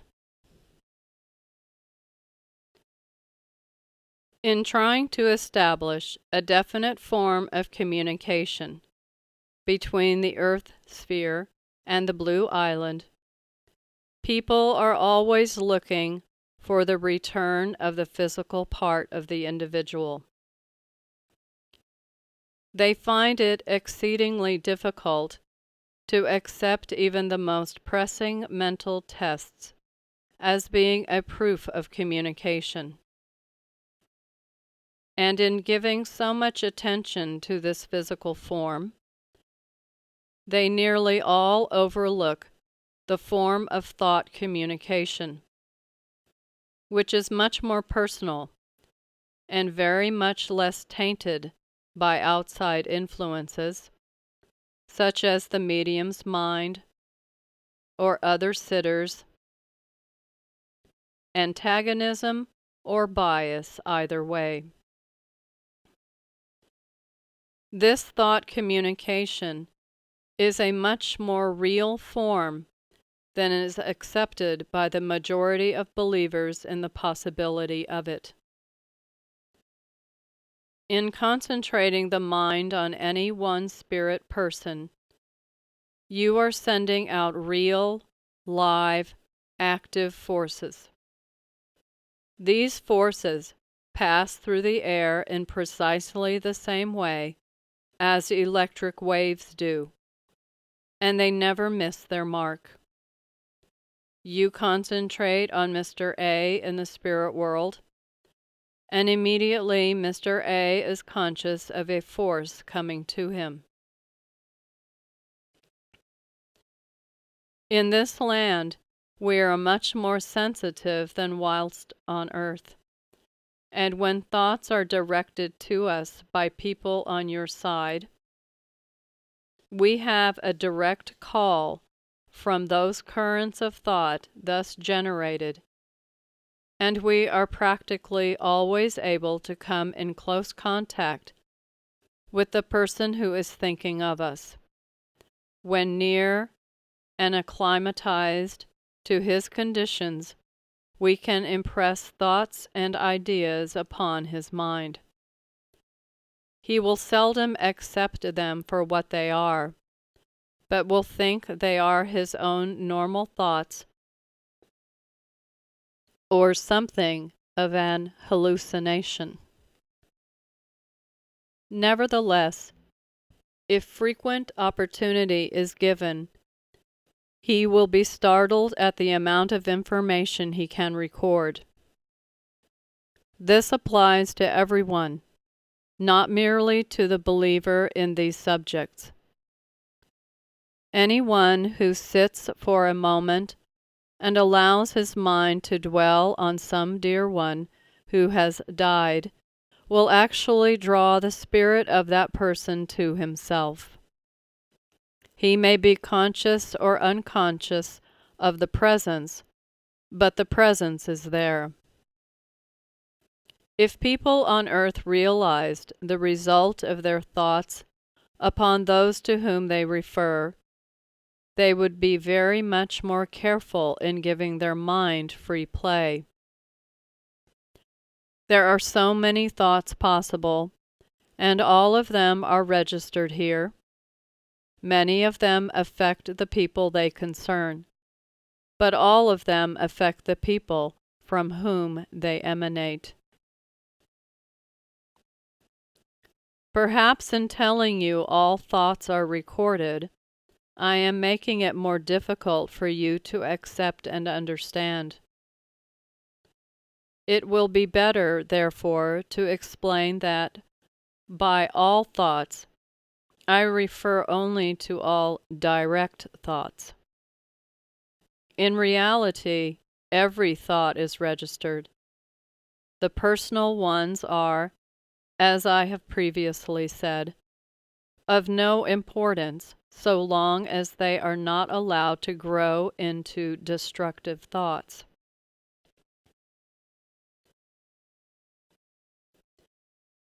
In speaking of direct thought, I mean you to understand positive thoughts about other people, pleasant or unpleasant, and not the thoughts of everyday trivialities. Many people find it impossible to believe that every direct thought they have is registered, or that it can in any way influence or affect the person concerned, or return to influence themselves. But this is so. You are fully aware of the influence given out by any one person who is deeply depressed or more than usually excited and happy. Each of you has felt this influence.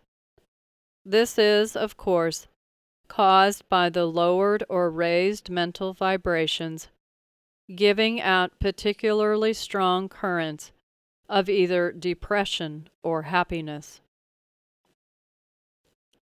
They are equally strong currents in themselves, although they act differently upon the people with whom they come into contact. It is in this way that all direct thoughts act. Frequently, the subject is not conscious of these thoughts upon himself,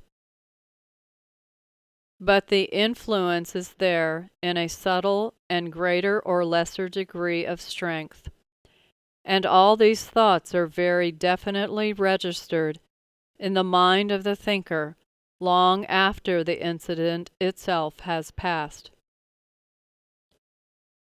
When coming to this land, that whole record has to be dealt with, not by a judge in wig and gown, but by our own spirit selves.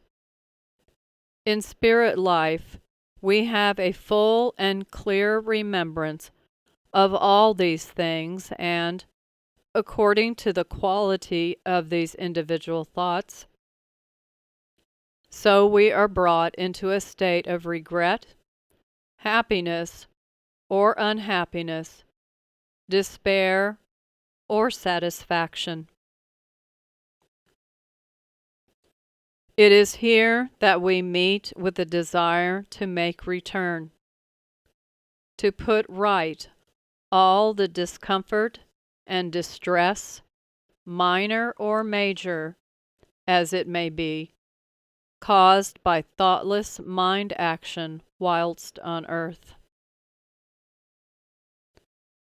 This is why I say that whilst on earth it is not only advisable, but essential to keep your minds under control and in order.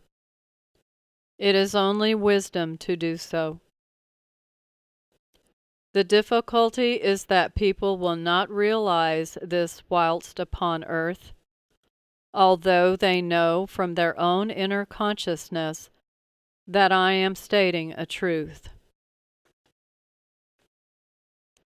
I want you all to try to realize the results you are making, the unhappiness you are causing others, and the regret and sorrow you are laying up for yourselves in the next world when you have to face the conditions you have made. Remember that your minds are the generating houses. You are building up whatever is to be your next condition, precisely and exactly by the lives you are leading on earth, by your thoughts, and by the degree to which your body controls your mind, instead of your mind ruling supreme. So long as you are upon earth, you are body, physical, and soul, mind, and spirit, self. When you come here, you are mind, soul, and self, spirit only. Therefore, for your own future happiness, it is essential that your mind should rule during earth life.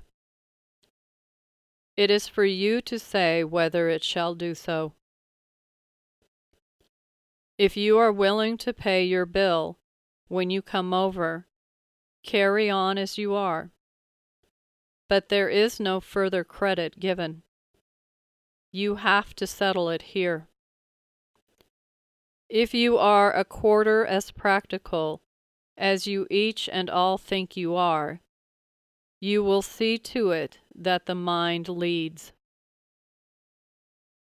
It can lead very delightfully, although you may think it leads only to religious restriction. It does not only lead there. It leads to all earth's pleasures, all earth's enjoyments, but it always holds the ruling hand and can stop at the right time, whereas the body cannot. And so it runs up debts which have to be paid, and paid sometimes very dearly and bitterly. Earth was made beautiful for man to enjoy, not merely to tantalize him, lead him on, and then say no. That is not the way of our blessed Creator. He has given beauty and the faculty for enjoying beauty to all mankind. And so long as the mind rules, it will continue to be beauty. But when only the body rules, influencing and degrading the mind as it will, then trouble lies ahead. Much trouble and much acute regret. When we are here, our minds work in the same manner. They obey the same rules, and the presence or absence of body does not hinder our thinking powers, and consequently, there is no difficulty in coming into touch with some of our people left behind and being in close touch with them, influencing them greatly, although many of them are unconscious of it. I want you to think of this and to realize that your own people can come to you.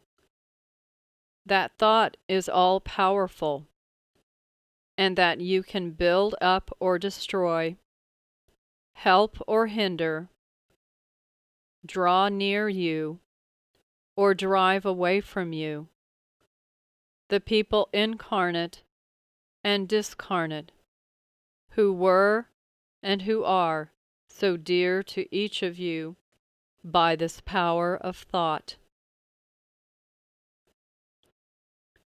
Thought communication is the closest link between the two worlds, but it must be well-ordered and well-trained brain action. You must not imagine that every idea which enters your mind is put there by a spirit person. It is not so at all. But at the same time, if you train your mind in the way an athlete trains his body, you can then ask for and receive great knowledge and much help, both spiritual and material.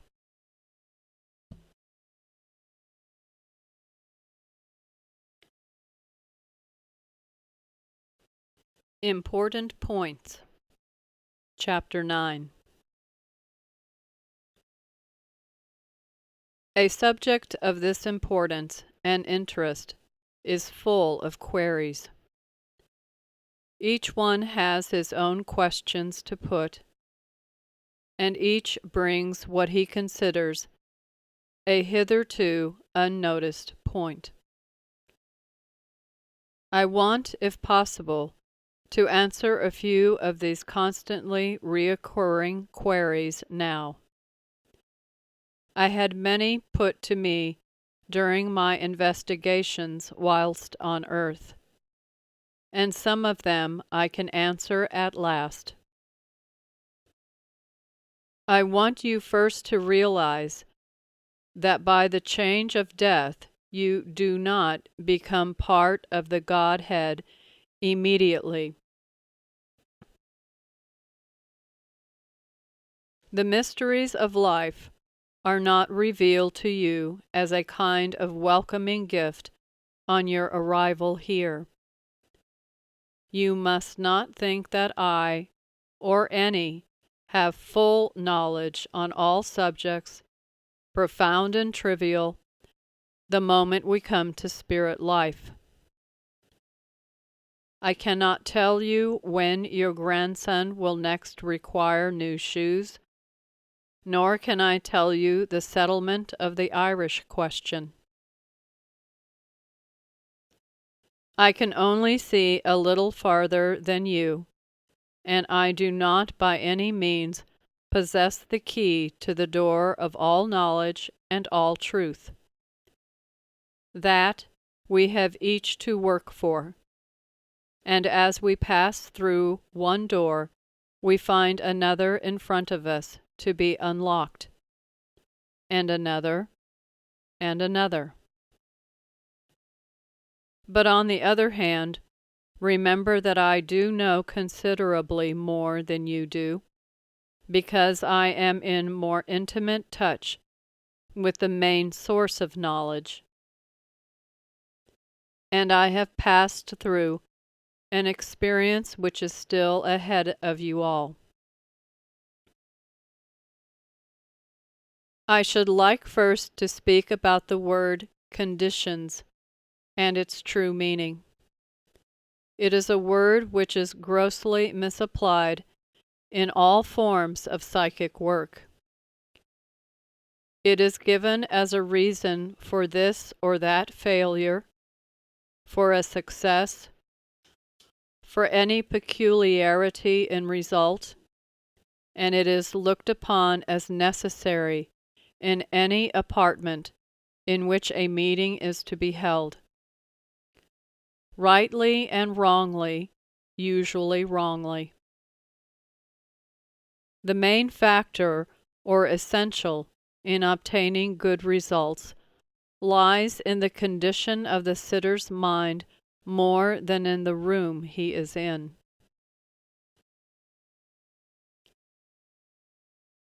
The mental attitude and the physical state of the sitter is of very much more importance than the presence of draped windows, thick carpets, exotic perfumes, etc., etc. It is the method of mental approach which matters chiefly. That is a feature often overlooked by even first-grade sensitives. Certain extras, if rightly used and properly directed round the apartment, such as a cheerful face, pleasant flowers, laughter and brightness, these are all quite useful assets, but they are not the essentials. Some people always try to reduce to ridicule communication with the next world, one of the greatest of God's blessings to mankind, and complain of what they consider to be the senseless conditions ruling at a séance. Many of these conditions, as I have said, are meaningless and sometimes a hindrance, but at the same time others are necessary according to the kind of communication sought after.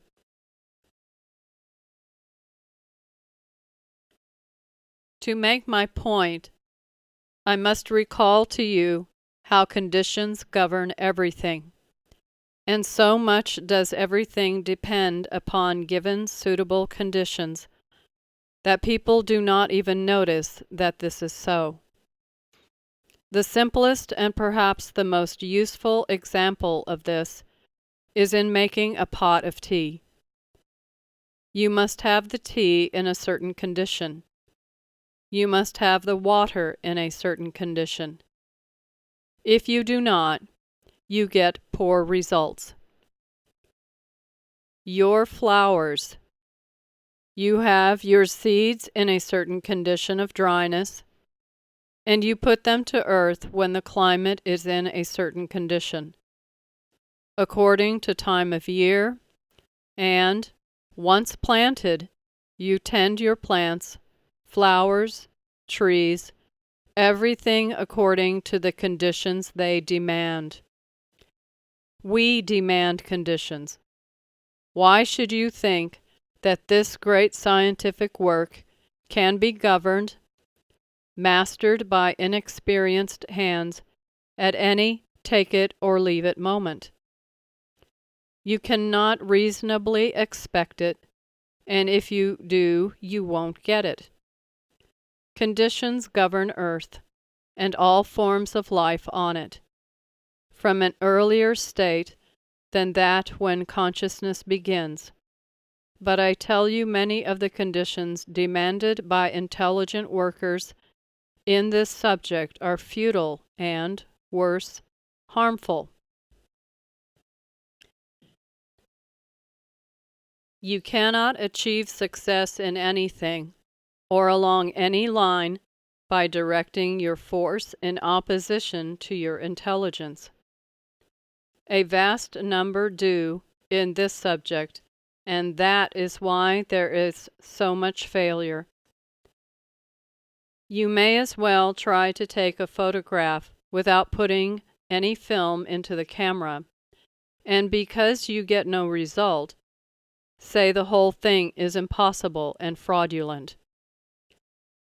You must have conditions in order to secure success in any and everything. It is due to lack of these necessary conditions that we fail sometimes to influence a person to do or not to do a certain act.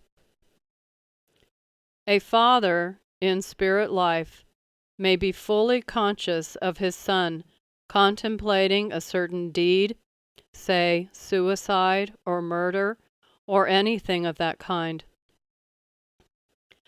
Such knowledge will cause great sorrow to the father, and he will work his utmost to influence the son, to direct his thoughts, and destroy the idea of whatever is contemplated. But at such time the son is in an abnormal state of excitement, which nearly always prevents our influence from getting to him and working upon him. It is not at all a state of happiness for the father, because he is fully aware of his son's acts, and he is powerless to prevent him. In action we are free, absolutely free. We have graduated in the blue school. We are free to go amongst the other spheres. The lands where many or several, or none, of our own people are. We can go to them, and we can take help from those more developed, and give help to those less fortunate. Help by advice. Help by demonstration. And help by association. We are still living on the Blue Island. Not yet do we pass to the next sphere for domicile. As we are able to travel among these other lands, so we are able to be in constant touch with Earth. Thoughts of us sent out by people on Earth reach us, and we can sense from whom they come, and can follow up the person, if so desired. We would not get every thought from anyone who happens to see our names and make a casual remark, but from anyone with whom we were intimate whilst on earth, a thought of us will come straight, as along a telephone wire, from one house to another, and if we wish, we can come. In this way, we are able to help people left behind. We can follow their actions and their minds and influence them one way or the other, according to our idea of what is for their good, but we cannot do impossible things, even for those dearest to us. Whilst on earth, one can give advice, but one cannot force it into practice. So here, we can influence, but not create.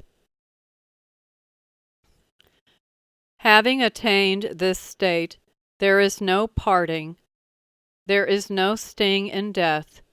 We can be with our own beyond us, with us, below us, and with those still on earth. Separation and partings are not known except by the law of attraction and affection. We leave people behind on the earth who dutifully mourn for us, who are genuinely upset at their loss, but after a while, short or long, their remembrance of us grows thin. They cease to think of us, to recall us, and to remember our companionship. They are the only partings. In some cases, even those people come back to our lives when they themselves come to this land. Gradually, as they throw off the influence which dimmed their remembrance of us, they find the foundation of the old affection. Sometimes it is untouched, sometimes spoilt, but these are the only partings. A spirit who comes here and is anxious to get in touch with earth ties may be made more unhappy by being with the earth people. For if they do not understand that he is still alive, they are all sadness, and they think of him as dead, as something finished. Although the spirit will go to them a great deal at first, the earth people will not know he is there, and seeing them but being unable to make his presence known causes him much disappointment and sorrow, and gradually he will go to them less and less. Realizing that they are ignorant of his presence and think only of him as dead, he will finally stay away altogether, content to wait until they join him. This accounts for many people who are not apparently making any attempt to communicate, and for earth people to say that this cannot be true because their dearest so-and-so never made any sign to them. When you are over in this life, you will not be continually associated with people who are not of interest to you. On earth, you eliminate, as far as practicable, the people who tire and try you, but here that can be done effectively because those feelings and instincts are entirely mutual. The governing force is love. Affections bind people together, and if the love between any two or any group is a strong and real thing, then those people are in close unison and happiness together.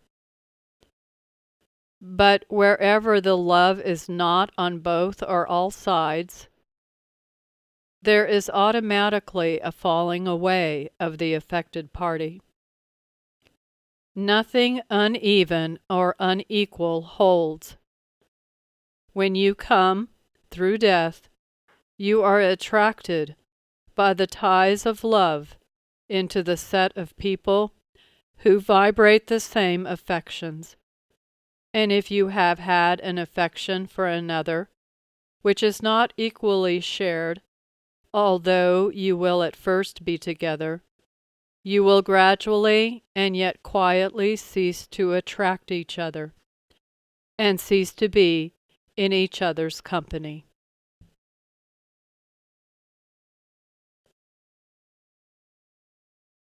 The State of Freedom. Chapter 10. Everything is ordered. I have touched lightly upon my first arrival and my first impression of the new surroundings, and of my first return to earth and the manner of it.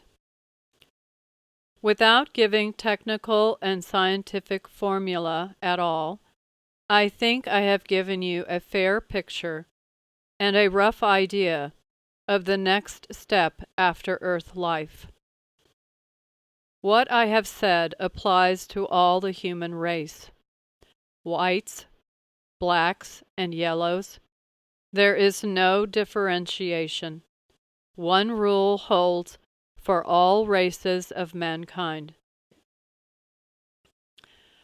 I shall pass for the present to a further stage. I may return to say more about the Blue Island, but now I will leave all life there to continue on its way, and will deal with a further point of development, the state of being rid of most of Earth instincts. Once rid of these, we are able to pass with comparative ease, and almost at will, from one sphere to another, and from this or another sphere back to Earth, keeping thereby in close association with our own people, or those of them who desire it. We help by influencing them in their daily lives and actions, and we do this without in any way retarding our own work, development, and construction of character. Character is the main thing to be studied. Whilst on the Blue Island, I studied, as all do, the secrets of self and of life, and I came to realize the vastness of creation. It is not life on earth, and then life on this island only. As progress is made and earth's inclinations and habits are put aside, so other interests take their places, and then comes the desire for true knowledge. As others do and will do, so did I. I fell into line also, and as I learned so I progressed. Capacity for wisdom grew with the wisdom acquired. I had learnt of the existence of other lands besides this island, and at one time it seemed as incredible as the possible existence of this land does to many now on earth. But eventually the time came when I was taken to these other spheres. I cannot tell where they are, but it was like traveling amongst the stars. It seems as if we left our world and traveled through space until we reached another star, another land.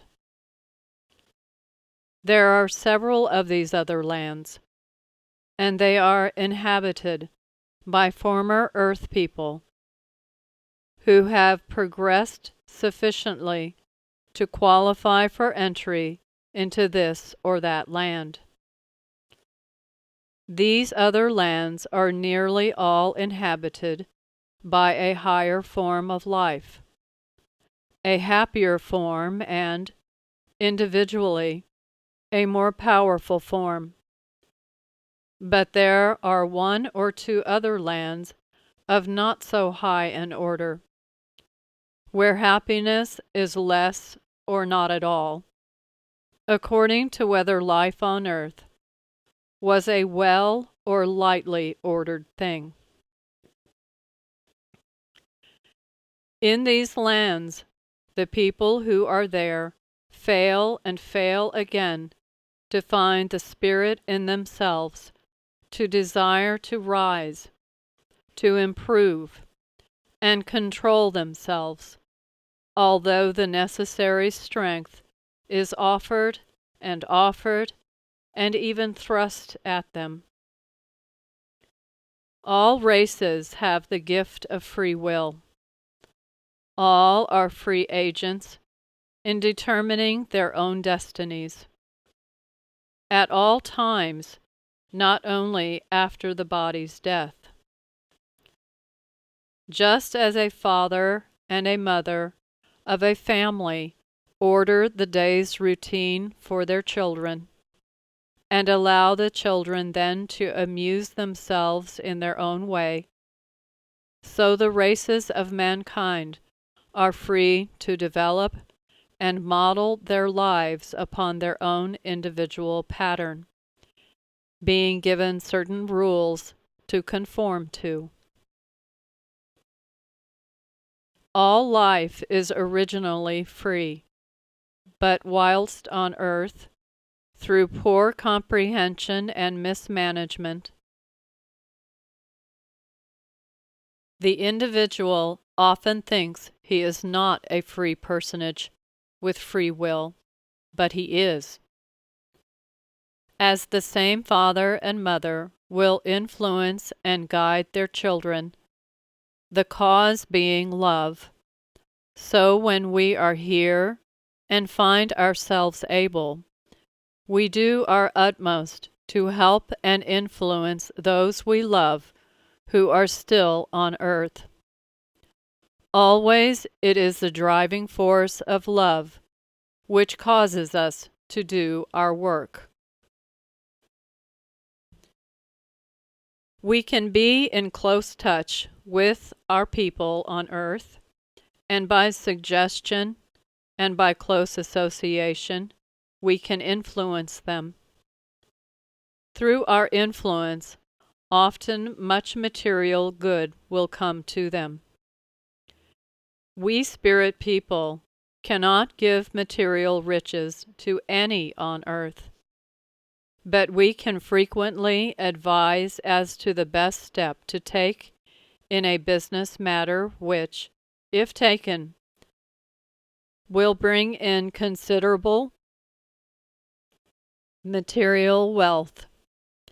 Just as we can influence in a spiritual sense, so we can influence in a business way. We people over here can see both sides of the argument. When a thing is to be decided between two people, we can see both points and can therefore see which is right, and if we play straight, we throw our influence in with that, whether it is to the benefit of our earth friend in a material sense or not. If we do this, and our earth friend loses or suffers from it, we invariably make it up later in a different way.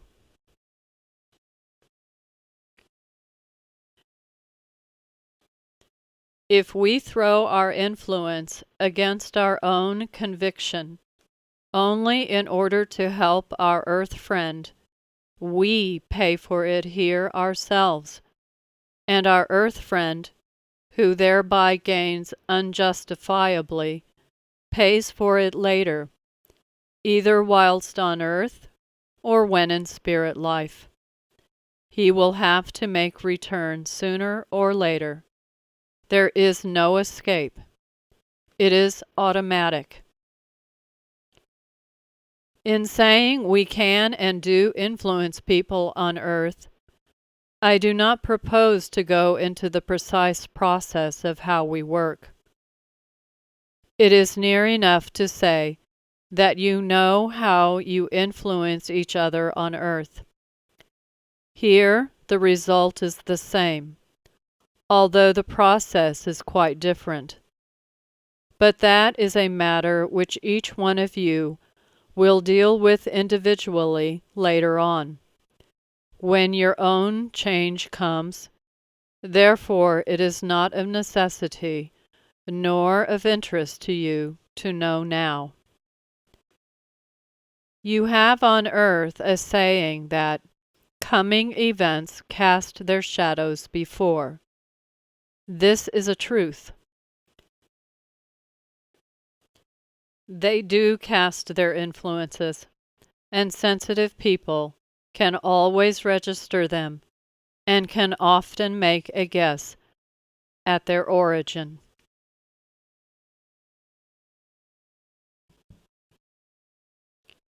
Premonitions, Chapter 11. There are many superstitions and many reasons given to explain what is called premonition. But in almost every instance, it can be traced to telepathy. There are so many forms of mental sympathy. The chief form of premonition is that concerning the death of another, friend, or relation. Now, always that can be traced to telepathy. You will argue that perhaps the person about to pass on was not anticipating his death. It may have been through a sudden accident, and yet so-and-so had a certain sign, a premonition, so many days or such and such a time beforehand. To explain, Mr. A has a premonition about the death of Mr. B. It is followed up later by an accident in which Mr. B is killed. The spirit friends who are interested in Mr. B have been in continual attendance upon him, and are watching him in order to be of use whenever possible. But they cannot make him do this or do that with any certainty. They can only influence him one way or another. Now, all the actions of Mr. B's life are producing certain effects, some of which Mr. B himself is not at once conscious of.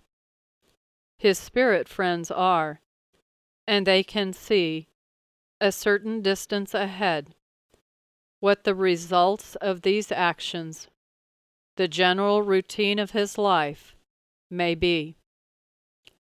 In this way, they can see ahead what is going to occur to Mr. B, and although they will do their utmost to guide him, they cannot act for him. He sets his own destiny in motion, and he alone can alter it.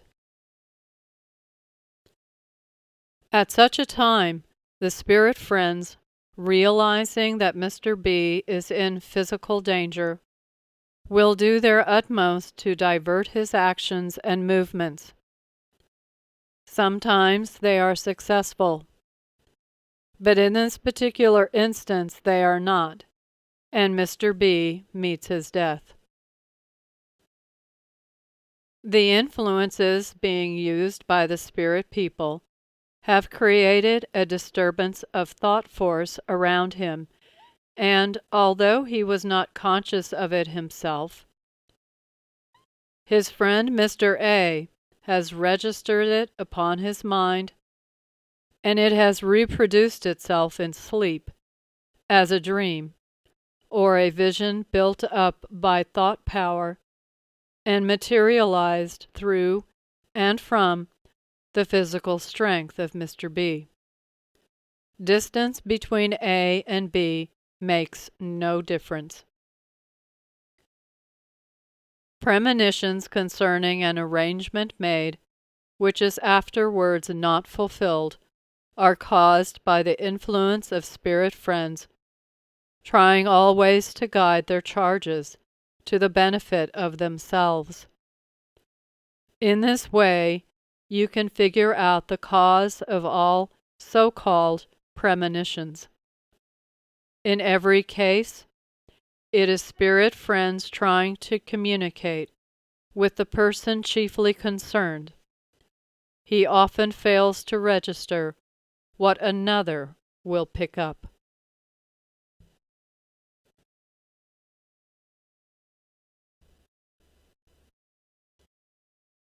Residence. Chapter 12. I come now to the last days on the Blue Island and the taking up of our residence on the next and far more permanent world. The Blue Island is a transient life, a land for acclimatizing the newcomer. As soon as he's fit, he passes to what I might term one will be much longer on it than any has yet been on earth. We can at will return to the Blue Island, and many do so frequently, both to meet newly arrived friends and associates, and to help any person or group with whom we are in sympathy. These are only visits, and we do not ever again return to live there. Travel here is a very different thing to the methods you all know, and we all set out in a large party for the real world. Not our whole party, as on first arrival. Many weren't ready to leave, but with us were many other spirit people besides those with whom we had originally arrived. There was the same sensation of flying, moving rapidly through the air. Then we came to our new home. After the color and generally striking appearance of the Blue Island, this new land appeared less attractive at the outset. It was more toneless in color, the people more engrossed in their regular routine. It seemed as if we had returned to earth life again. It was so like. I think on arrival here, we must all have been attracted to different parts of this land, for my own seemed strikingly like parts I had known on earth. And there were also buildings I knew. Other people have told me the same, so I am confident that according to our race and degree of development, so we are automatically attracted to different parts of this new world. It is in this land that I and most of our people are, and certainly all will be, in due course. We continue our studies and our work of developing spiritually, whilst at the same time controlling and dispersing the few still clinging earth habits and thoughts. We are all very much more conscious of each other in this land, and life resumes a much greater similarity to the life we have known on earth.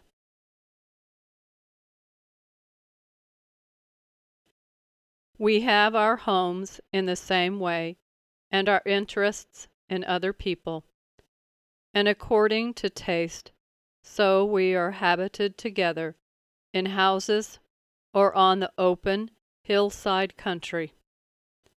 Some people live in very elaborate palaces, and it is very curious to note that many of these people are those who have led very rough and hard lives upon earth. Their idea of heaven in a palace and a life of ease. After a period of time during which they must make specified progress in general development, these people are given their palaces in order to allow them full advantage of environment to make forward steps in their evolution. If they don't progress, they lose their palace and must requalify for it. This applies to everyone. Each has to qualify in order to obtain his desired object. And in order to keep it, he must continue his progress and his help to others. When we come to this land, we have ceased to desire food, drink, and sleep. We are now pure spirit in the rough state. There is still more refining to be done in this next phase. Here, also, there are rest houses, houses for music, houses for scientific research, houses for all, and every kind of information and knowledge, and the entrance fee to each and all of these is desire. We do not lead a life of continual cramming of information. We lead ordinary earth lives, but with a much keener social interest and much more freedom and exchange of thought. There is no distinction of the classes. Our earth life may be forgotten insofar as our individual task on earth is concerned, when that task was a matter of little or no interest to us. It is only the spiritual and mental knowledge and development which hinders and advances the individual here. And spirit knowledge is not hindered by whatever one's job on earth may have been. In this respect, there is a great and sudden broadening of the point of view of all comers to this land.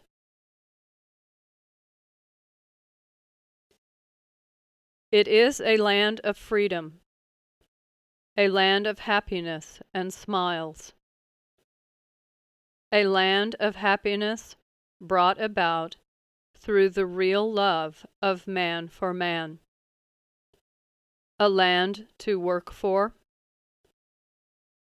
a land in which your place is made according to the knowledge you have had whilst upon earth and the way you have used that knowledge. It is impossible to overemphasize the degree of freedom in this new world. or the joy each and all has in it. In saying that your happiness is gauged by the knowledge acquired on earth and the application of that knowledge, I am saying what is accurate to the smallest detail, but I would like to explain precisely. On being established here in the real world, each one is interviewed by one of the advanced spirit instructors, and the whole record of earth is discussed and analyzed. Reason, motive, and result. The full and detailed record contains everything. There is nothing overlooked, and this is the time for paying the bill.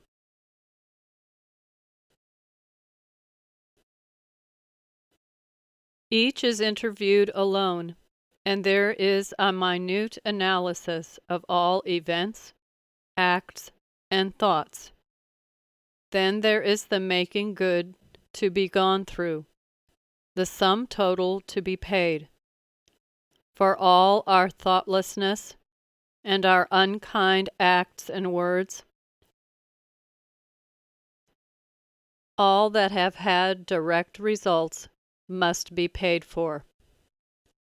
We have then to spend time in close touch with earth, in order, by influence, to make good for our past misdoings. Make good as far as possible.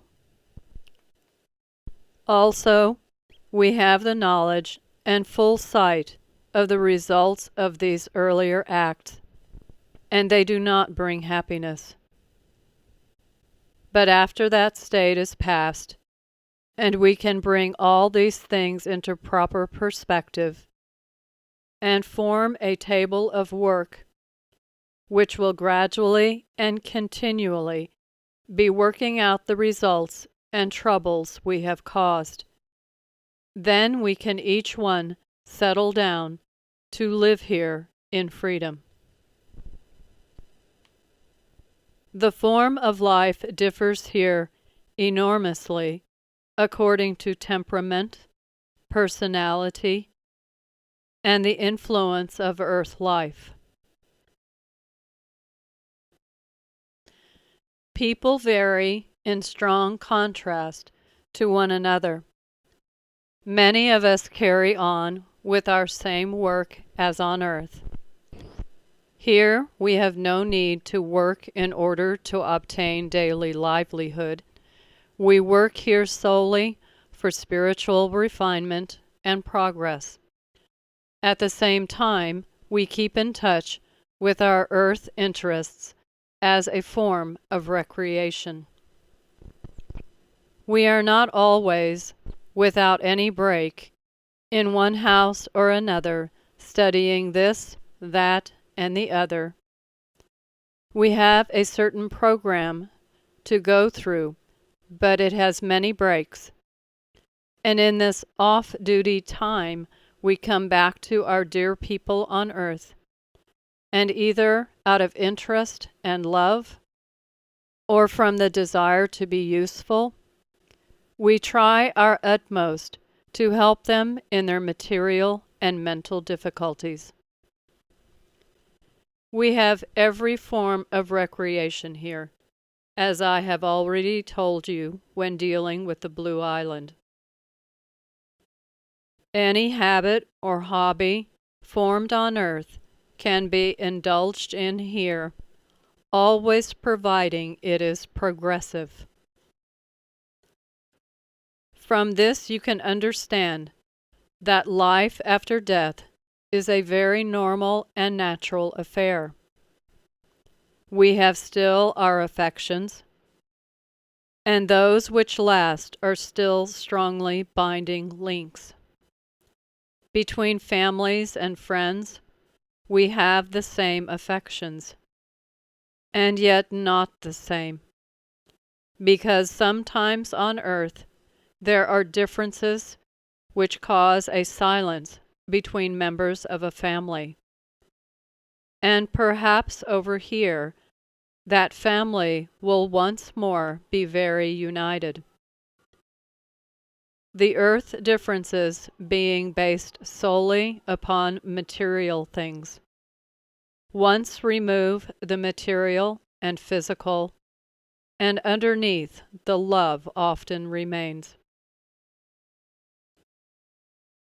One great change which death brings is a much broader point of view and a much larger mind.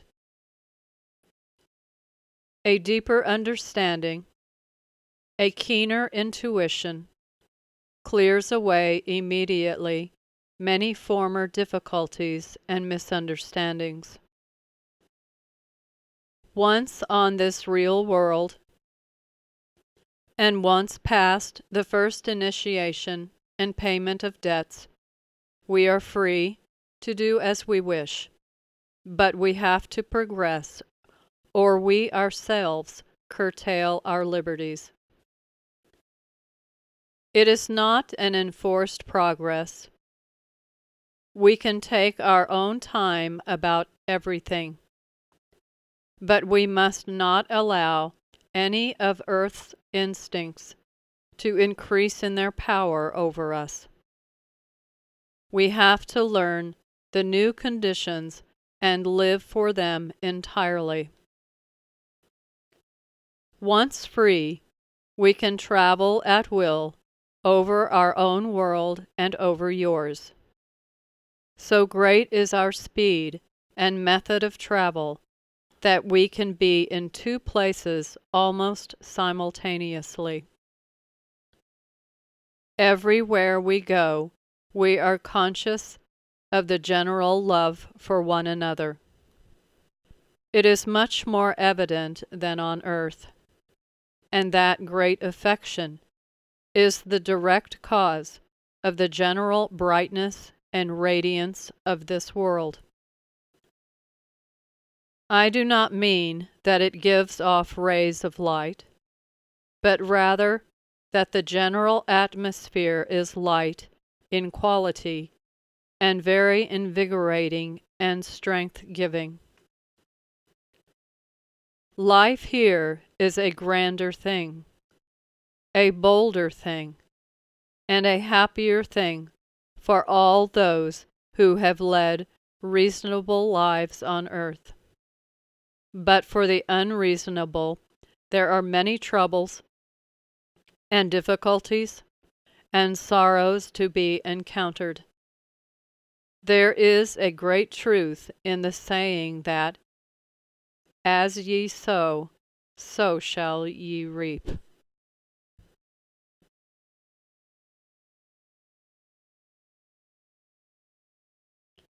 General Results, Chapter 13.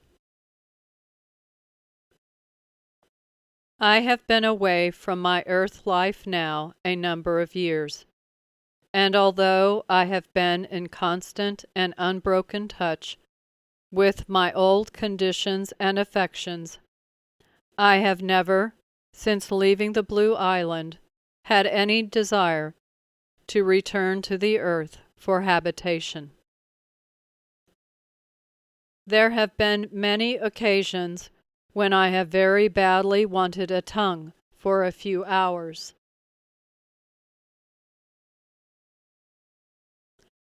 With my extra sight, I have known the right treatment when seeing certain situations being mishandled.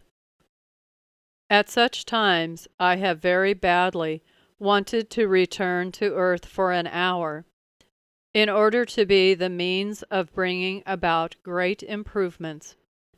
Beyond these passing desires, I have had no wish ever to take up residence on earth. My travels and my works and studies on this side of the grave have been of such vital interest. Since being here, I have acquired greater knowledge, and have been able to pass to earth people some of that knowledge at different times. Ever since my leaving the world, your world, I have been keenly interested in its development, and very live to all its internal and external difficulties.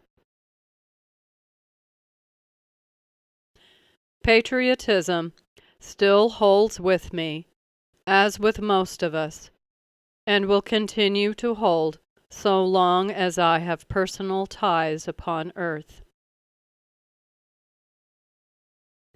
When there are no longer any of these personal ties remaining, my interests will gradually and naturally turn more exclusively to this side, among my own people, and my place will be filled by another.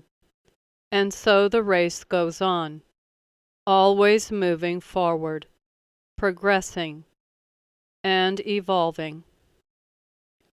Looking back on it all since I first came to the Blue Isle, I have great satisfaction in seeing the advance I have made.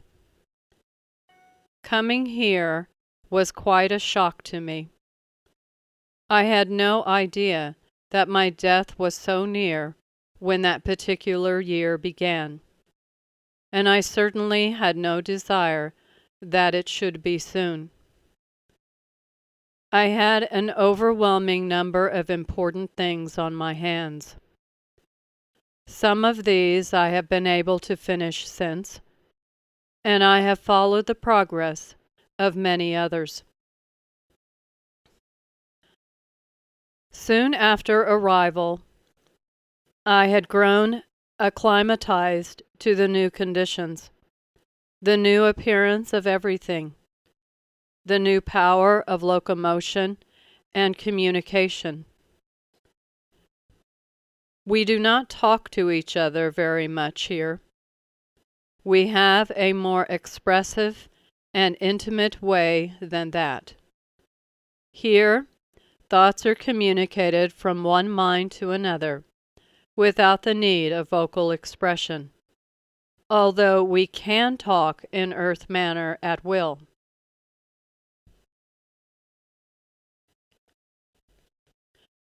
There are, of course, many and vast differences between my world and yours, but I always find one of the most blessed and merciful differences between the two to be the manner in which the mental is unhindered by the physical.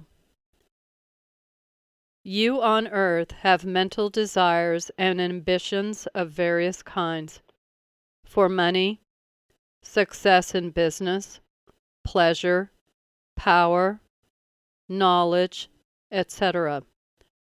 But always the desires are limited, cramped, often made impossible owing to your physical condition.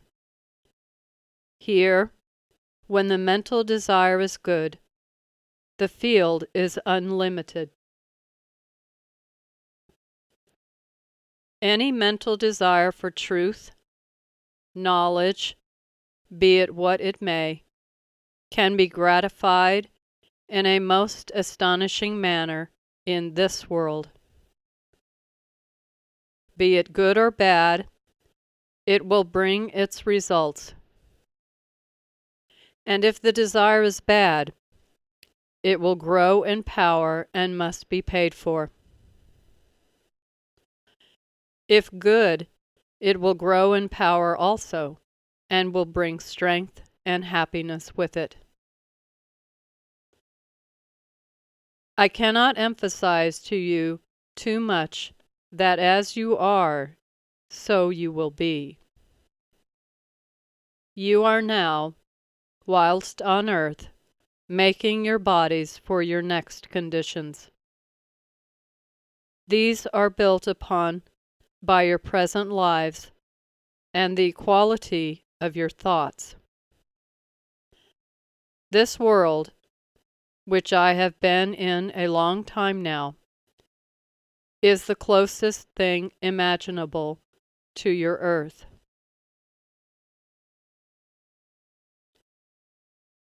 It is full of mineral, vegetable, animal, and all forms of life.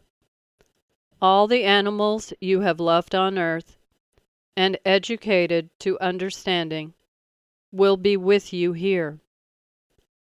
Those other animals, who belong to no one in particular, are here too, but they are in their own places. You will say, "Oh, then it is only a reflection of our world." It is not that way. The earth is only a reflection of this world. Earth is not the lasting world. It is the training school.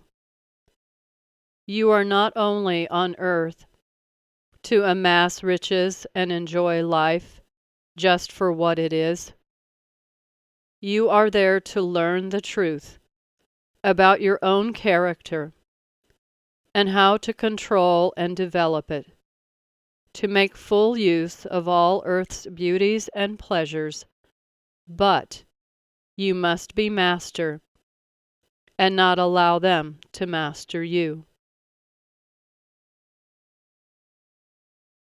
As I have said, looking back on my life here, I am satisfied with what has been done both in the personal and individual way and the bigger way.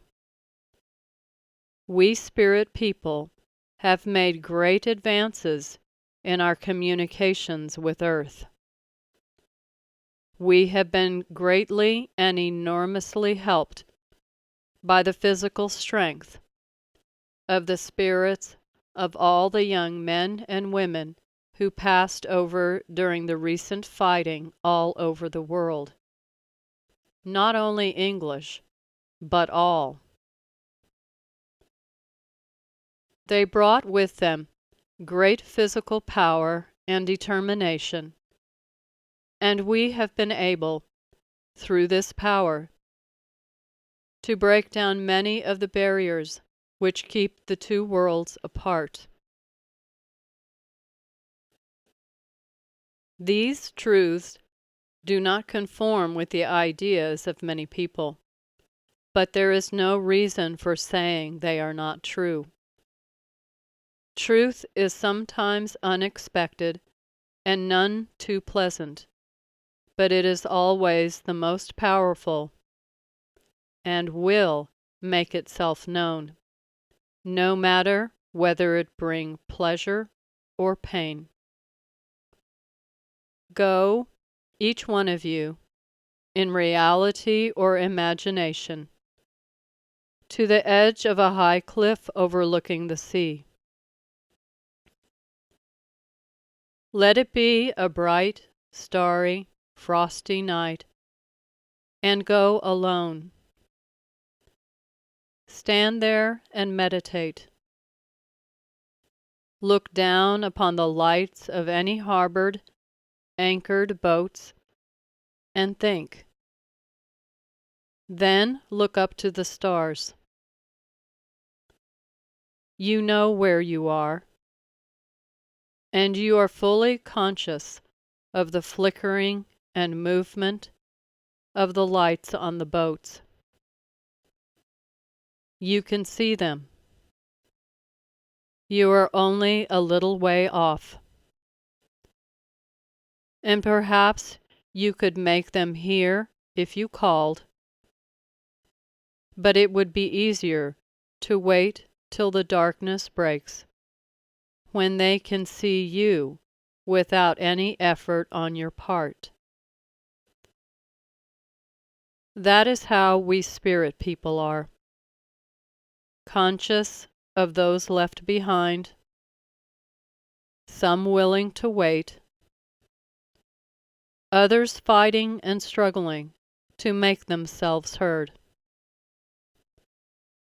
It is only a little way from Earth, and between this, our spirit state, and the great ultimate, there is as much distance as between you on the cliff and the farthest star. We are only a little way on our journey. Nothing yet forgotten. Love still remaining.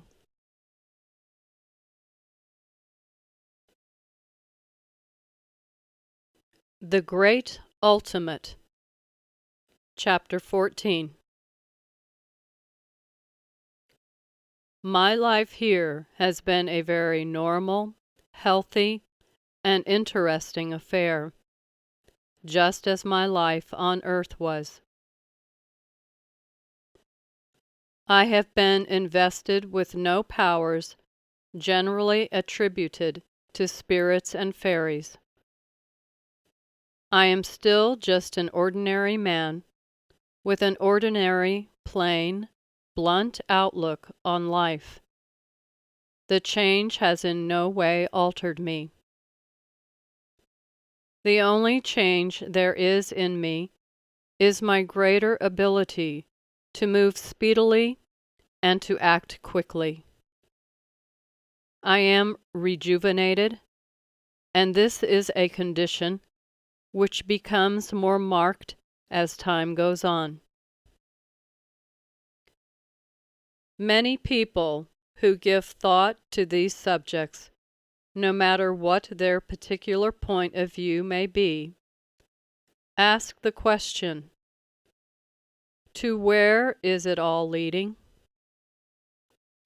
What is to be our ultimate state? This is a question of extreme difficulty to deal with on account of the limitations of the mind, both yours and ours. I have explained to you that as you are, so you will be when you come here. When here you will qualify for a further state, which will be your lot in due time, and there you will be exactly as you have made yourself by your life here. Better or worse, happier or more unhappy. From that you will go to a further state, another sphere if you like, and there again you will have made your own conditions. In this further state, you will be more self-contained, a word I use to express a state of being less dependent upon other people and things for development and progress. In this sphere, you will again come in contact with your whole record. A record in full of all former states. And from this sphere, if your record has qualified to the point of allowing it, you will be given the choice of returning to earth again, reincarnating. If your record does not qualify for choice in this matter, you will be directed either to return or to continue according to what the teachers, the purified, consider will afford you most opportunity for recreating yourself and cleansing yourself in the necessary way. It is from this sphere that spirits return to earth. But by the time the most progressed spirit has reached this state, he has forgotten in detail his association with earth. I cannot give the shortest period of time which would be necessary to reach this sphere, but the sojourn in the real world after the Blue Island is a much longer period than that of mortal life, and in each sphere, as progress is made, the sojourn is longer. The spirits who have reached this return or stay sphere and are purified and qualified in themselves.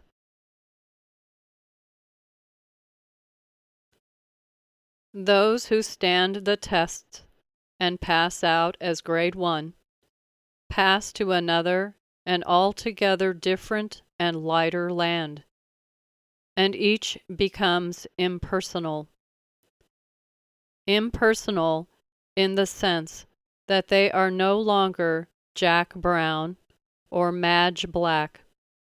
They are now pure spirit people, and their former love, which had been a personal and individual thing, is no longer for one, but equally for all. All are alike to all. The purest tissue of God's love binds one and all. I have given a brief outline, sufficient for you to form your own ideas, your own mental pictures of creation and its process. There would be no point in my going further into details, because if I were to give the facts, you could not understand the conditions ruling in those advanced states.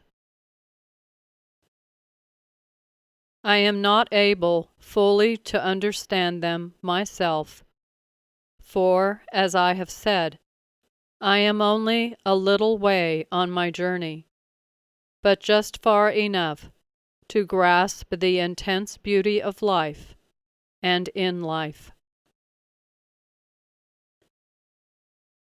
As one standing on a higher point than yourselves, and able to see a little more than you see, I can best explain to you that in these further states you receive not merely 50 or 60 or even 100% out of your lives in happiness and joy, but you receive comparatively 600%. This is simply a graphic way of indicating the degree of happiness that obtains here. Were I able to describe all the processes of our evolution, many would say, "Oh, but I don't want that." But when progress has been made, and intelligence brightened, and reality seen as reality, not as imagination, they will want it. If I said to an old man in an invalid chair that he could have a motorcycle,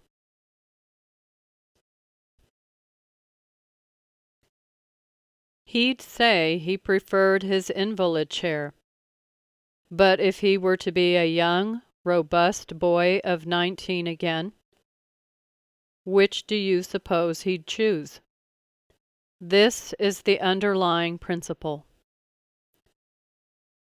Do not think that this scheme of the world is hateful and unkind and full of continual partings from all other spirits who are dear to each individually. I have said that there are no partings. It is always possible and customary for spirits to keep in close touch with each other on this side. When the highest states of the impersonal are reached, there are no partings from dear ones, only a wider opening of that same door of love, a higher, purer love, a golden or God love, to admit not 1 or 2 or 20, but to embrace all. Christ and Spiritualism, Chapter 15. Unfortunately, the word spiritualism has been associated with so many misconceptions that it affords scope for misinterpretation. And for this reason, thousands of people misunderstand the word and suppose that it deals only with forms of fortune-telling and shenanery of all kinds, and must necessarily be wrong and dangerous, therefore the work of Antichrist. For this reason, it is a barred subject. Not only do these people know nothing about it, but they are so horrified at the travesty they themselves have created that they would refuse to hear, see, or read a word upon the subject. To all people who have knowledge of spiritualism, this attitude is tiresome and regrettable. Nevertheless, it exists today and in great force. In my concluding chapter, I want to say a few simple words on this point. Spiritualism is not the work of Antichrist. All the teachings of Christ are to be found in the teachings of spiritualism. Christ taught love amongst mankind, generous thought, and generous help for one another. Love thy neighbor as thyself, and so on. Spiritualism teaches these same doctrines. Christ was imbued with the divine Spirit, and he laid down laws upon which his disciples were to model their lives and their work. And in those laws you will find the laws which govern spiritualism. Because one of the disciples was a dishonest, weak man, and because some of the workers since then, workers in the churches of various and many creeds have been, and are to this day, weak and sinful in their lives, you do not, any of you, think for one moment that the whole is bad and evil. You realize that the teachings of Christ were of the highest. Always he spoke of love as the binding link and the force of all good. I want you to understand, perhaps for the first time, that spiritualism is based upon the same foundations. All its rules are the rules given by Christ himself. All the creeds existing upon earth are based upon these same rules. They vary in minor points considerably. What one will allow, another will condemn, and it is for the individual to decide which particular one of all is most fitting to himself. By his choice, he will show his ability to grasp the meaning of God's laws, and according to his development, so will he select. The teachings of all alike are limited, but some go farther, see farther, and understand more. Just as all roads may converge to a given point, so many creeds follow in the main the teachings of Christ. Some by narrow little roads and byways, some by wide roads, and some by main highways. Spiritualism is God's main highway. The end.